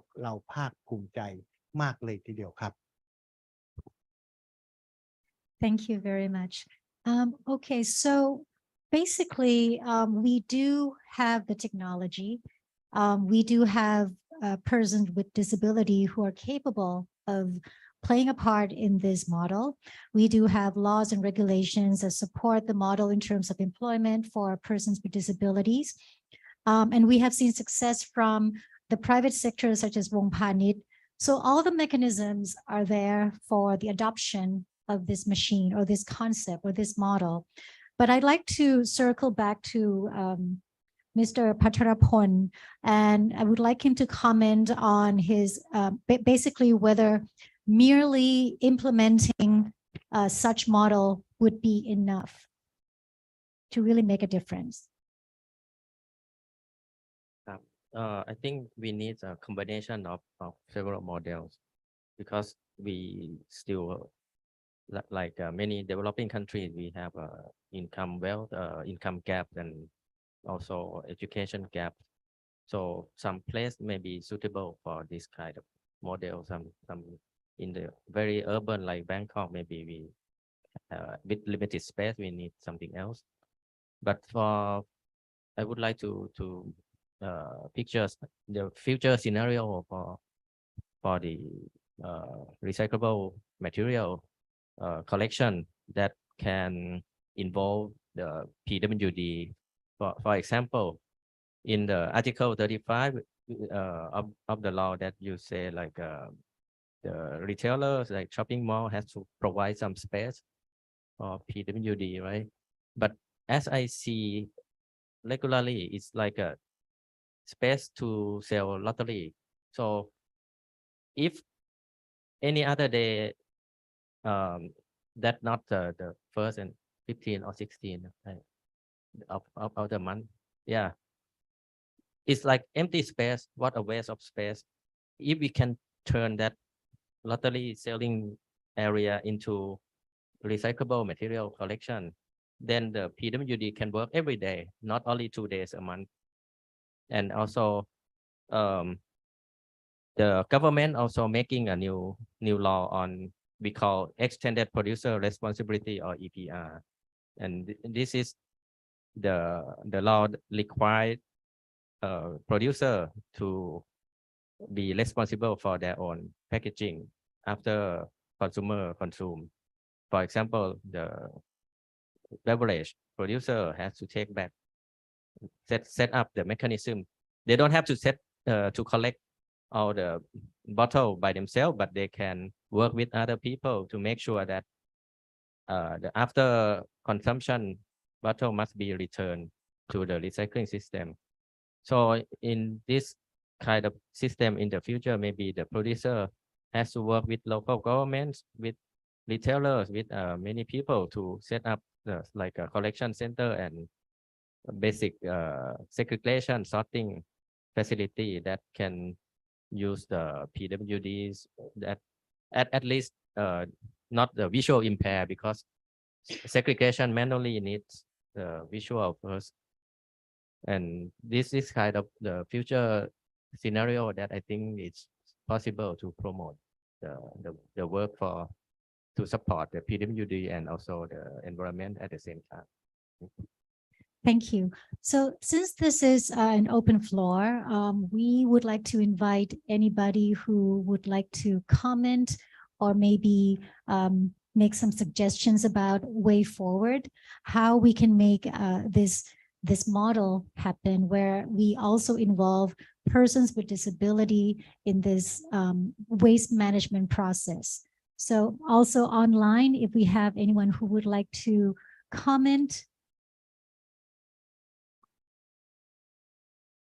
you can maybe online, you can raise hand. and we can listen to you. We can hear you from here. Okay. Thank you,ค่ะ. But I like to ask from PWD and from the government view, like, so, and also based on your experience, what type of disability that people have would fit best in terms of, you know, operating machines, separating which type of waste, like recycle items. Thank you very much. Follow the doctor said about that. It's like for the weight as classified, which one PWD have problem little bit to do like that. I think for the scale of the severe disability and no employee disabled is about 250,000 who wait what he will do, who wait for the how we can get the money more and wait for the party to help them in the net election. In the disability, they have many type and many level. Introduction, formal and moderate, I think so they can do. For the severe, maybe the family parent, housing, anything can do like that for this. For severe, not only you can find the work for them. You have to the family job, to family have the salary to earn the disabled to help the disabled people live. Then if they cannot do the job themselves. For the people, it's about 200,000 who cannot job. The most live in the outside of the municipality. They live around in the many out of the city. If deaf people physically behavior interaction, the autism, I think almost all kind that can do activity of the income. I think so. I think we can also ask Dr. Somthai from Wong Panit to maybe talk about the persons with disability that you're working with. มันเป็นประเภทไหนบ้างอะคะที่เราสามารถที่ตอนนี้ทางดร.สมไทยได้เขาให้ได้ช่วยให้งานอยู่ที่วงพาณิชย์นะคะ so ภาษาไทยหรือว่าภาษาอังกฤษไม่แน่ใจทางซูมสะดวกไหนนะคะ so as illustrated by examples that Wong Panit already have been trying for many years, is show that the person who be most suitable to work with this process, of course, with the moderate, maybe up to almost severe person with disabilities, because especially for those who have intellectual disability or people with autism, like for example, people with autism, they don't really, they are in between. If we see them visually, they kind of like invisible disability. We cannot see outside that this person has some type of disability, but actually these people, they don't have really like social skills. They don't really have an eye contact. Their social contact is very not really good. But if we train them, tell them that they can really concentrate. You know, I just give some example. There'll be one case that they can just remember that they have a very good memory if they gain interest in something. And if they have a keen on one thing, they can just sit on that work for a day, you know. So, and they are very persevering doing the work. I think this type of person with disabilities, which nowadays they be increasingly this type of people in our society. So I think this model is really applicable, and actually in the Western countries, like in the US, they have been working with person with disability with the recycling process like for a number of years already, and I'm very happy to hear what is existing right now, and it's going to I wish this model could be expanding more and more in our Thai society in order to create the space. And as he said, turning for try to elevate the quality of person with disabilities in the country. Thank you Dr. นันทนุชดร.สมไทยจะเสริมไหมคะว่าตอนนี้ที่วงพาณิชย์อะค่ะมีผู้พิการด้านไหนบ้างที่ช่วยทำงานอยู่ในวันนี้ที่วงพาณิชย์เนี่ยมีผู้พิการที่เข้ามาทำงานเป็นประจำ10 กว่าปีแล้วจำนวน40 กว่าคนแต่ความหลากหลายของความเป็นมานั้นเนี่ยมีความหลากหลายจริงๆมีตั้งแต่เรื่องราวของการรวบรวมขอทานคนเล่ร่อนเข้ามาสอนอาชีพซึ่งขอทานคนเล่ร่อนเหล่านั้นเป็นทั้งชาวไทยส่วนหนึ่งเป็นชาวกัมพูชาส่วนหนึ่งชาวลาวส่วนหนึ่งที่เรานำมาสอนเป็นอาชีพส่วนหนึ่งก็ทำงานอยู่ที่ประเทศไทยอีกส่วนหนึ่งยกตัวอย่างเช่นขอทานคนเล่ร่อนชาวกัมพูชาที่เราเห็นชีวิตของเขาที่เขาเดือดร้อนมาเล่ร่อนขอทานอยู่ในกรุงเทพมหานค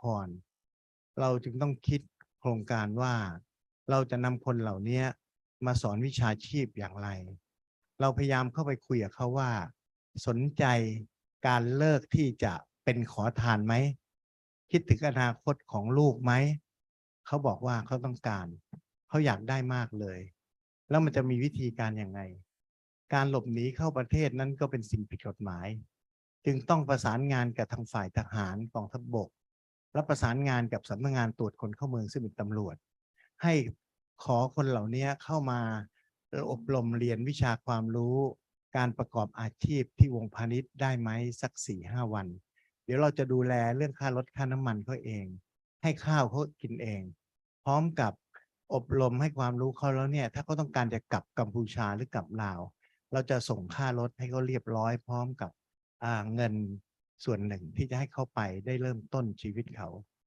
ซึ่งตอนนี้ที่เราติดตามเขาสามารถเปลี่ยนอาชีพเขาได้สำเร็จแล้วสิ่งที่เขาเขียนไว้ฝากไว้ที่วงพาณิชย์เป็นภาษากัมพูชาภาษาเขมรนั้นเนี่ยทำให้เราเนี่ยตื้นตันใจมากเขาบอกว่าที่เขาหลบหนีเข้าเมืองไทยเนี่ยเขาหลบหนีมา3 ครั้งแล้วสาเหตุที่หลบหนีเข้ามาขอทานในประเทศไทยเป็นเพราะว่าสามีเขาป่วยนอนรอความตายอยู่ที่กัมพูชาแล้วเขาต้องมีเงินไปรักษาตัวสามีเขาอยู่กับลูกสาวคนโตเขาหลบหนีเข้าประเทศไทยกับลูกสาวคนเล็กเขาเสี่ยงภัยมากที่ถูกตำรวจจับ3 ครั้งก็ต้องหนีมาเพื่อหาเงินให้ได้กลับไปรักษาตัวสามีเขาแล้วเขาเพิ่งรู้ว่าอาชีพการรีไซเคิลนั้นสามารถที่จะทำให้เขาพบแสงสว่างได้เขากลับไปครั้งนี้เขาสัญญาว่าจะไม่กลับมา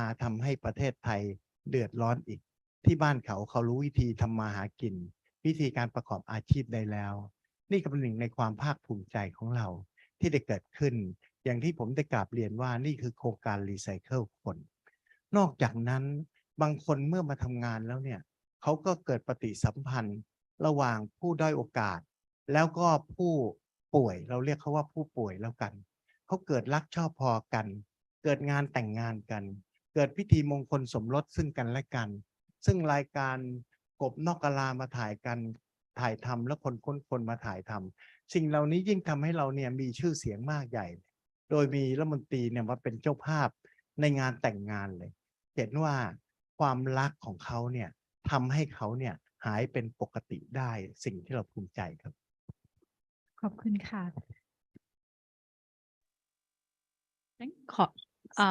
May I ask on the technical side, so if we would like to have the business, this kind of business in a urban setting, in a machine, and with like autistic people to operate and use most of the days of the month to have this machine collect all the recycle items from residents, and will it be possible to do on the technical side both costs and profits, and we can earn from private sector using our machine for advertising thing. What is your view for public-private partnership on this project if we would like to pilot? Thank you. So on technical side, I think it's not a problem, but the financial side, that's we have to look into detail because especially in the urban area, the space rental cost is very expensive, and recyclable materials price are fluctuating, especially plastic depends on the oil price. But if we can get more metals, it's okay because it's always expensive. But so in the urban setting, it should be like in other developed country that eventually general consumers willing to segregate waste without expecting any money in return. So that means the collecting points can get rid of the buyback cost. At least they have the cost of operating the center and then the transportation.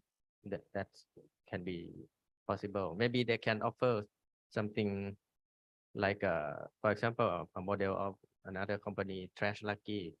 Instead of paying every unit of recyclable material that they receive, they just give like a lucky draw. So you can just like Thai people, like gambling and like lucky draw thing. So it saves cost of the buyback cost. That's also possible. So do we have any more comments? Oh, we do.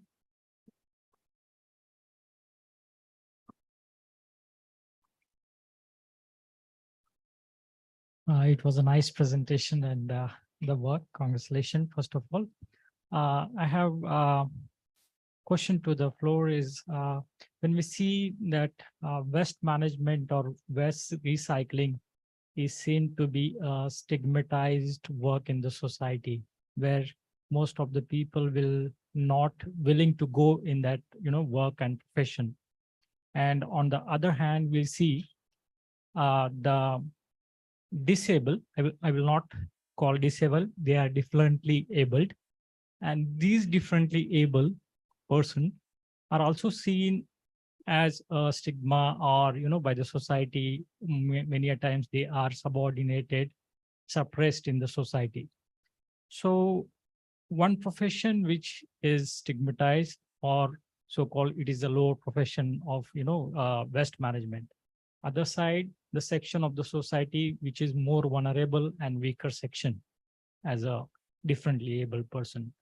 So what do you think these two aspects, and will they work together significantly in the society as a PPP model, or there are many other challenges working jointly with in the field of waste management and with the section of the society which are differently abled?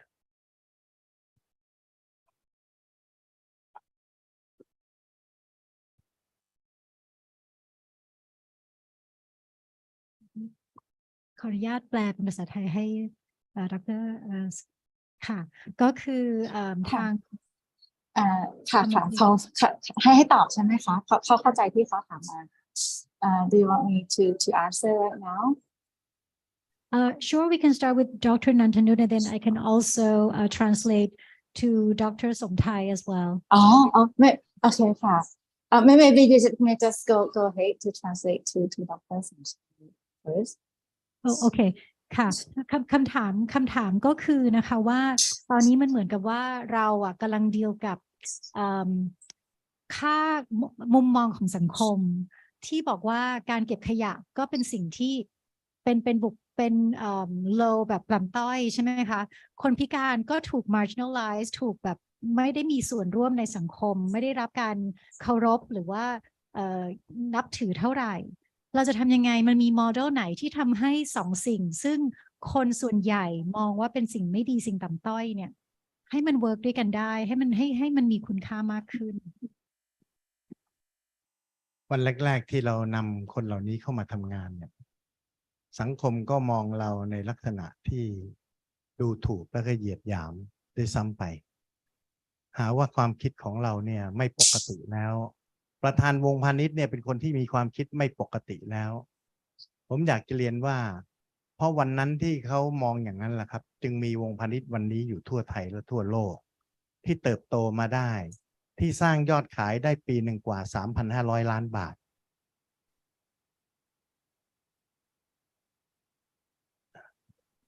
แล้วก็เป็นสิ่งที่เราภาคภูมิใจมากที่สุดในความเป็นวงพาณิชย์นั่นก็คือว่าการเปิดใจ เปิดจิตใจ เปิดการกระทำของเราเนี่ยให้ผู้ด้อยโอกาสผู้เปราะบางเนี่ยให้เขามีโอกาสได้รับการยอมรับในสถานประกอบการที่สง่างามของเรา ในอดีตคนเรามีทัศนคติรังเกียจขยะอย่างแน่นอน แต่ในปัจจุบันเนี่ยครับเขารู้แล้วว่าคนทันสมัยหรือคนสมัยใหม่จึงจะรู้คุณค่าของขยะ ทุกวันมีคนเดินทางมาดูงานสิ่งเหล่านี้วิธีประกอบการของเราที่เราอยู่ร่วมกันได้ ระหว่างพนักงานผู้ปกติหรือผู้เชี่ยวชาญของเรา แล้วก็ผู้ป่วยเหล่านั้นที่เราพยายามที่จะฟื้นฟูขึ้นมา เป็นสิ่งที่เราภาคภูมิใจอย่างที่สุดเลยครับ Thank you.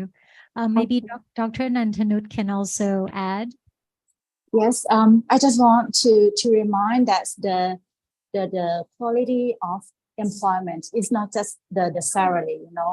On the way in between is the people, as you said, differently abled people, they can have their own dignity, and also, well, of course, there are different level of disabilities, right? As we mentioned, that we have like mild, moderate, and severe. Of course, these are still have a diversity of abilities. So I think it would be okay if you just match the ability that they have and capability that they have to the work that they enjoy. And also, I just want to emphasize that as Dr. Pai Rongpanit already mentioned, that is also touched upon the social inclusion, the social interaction that this group of people will hold. And also, this is another thing that I just want us to view on that point too, that being employed is the trying to create the human as a human. And I think it's okay if we can just push the people the right capability to the right job, and also at alternatively, there are also the mild disability that you can match with the different job in the same industry, in the same factory, in the same company. So maybe they can be like accountants, they can be other different work, but still in the same company. I think this is the most important. Try to be focused on like and to this can create the full inclusive society. Yes. Thank you. So it seems that if we can make this model work, not only we can save the environment through waste management, we can also improve the status of our PWDs as well, which is also very important for our society. Do we have any more comments? So if not, then to me anyway, our sessions have shown us that all sectors see the importance of involving persons with disability in all sectors. From the morning until now, we have seen this possibility throughout. So I hope that the discussion today in different sessions and also in this session will ignite further discussions for all of us in different sectors. Thank you very much. So I think it's time that we move to the main room, right, Kavuna? We have the closing ceremony. We have a little break and then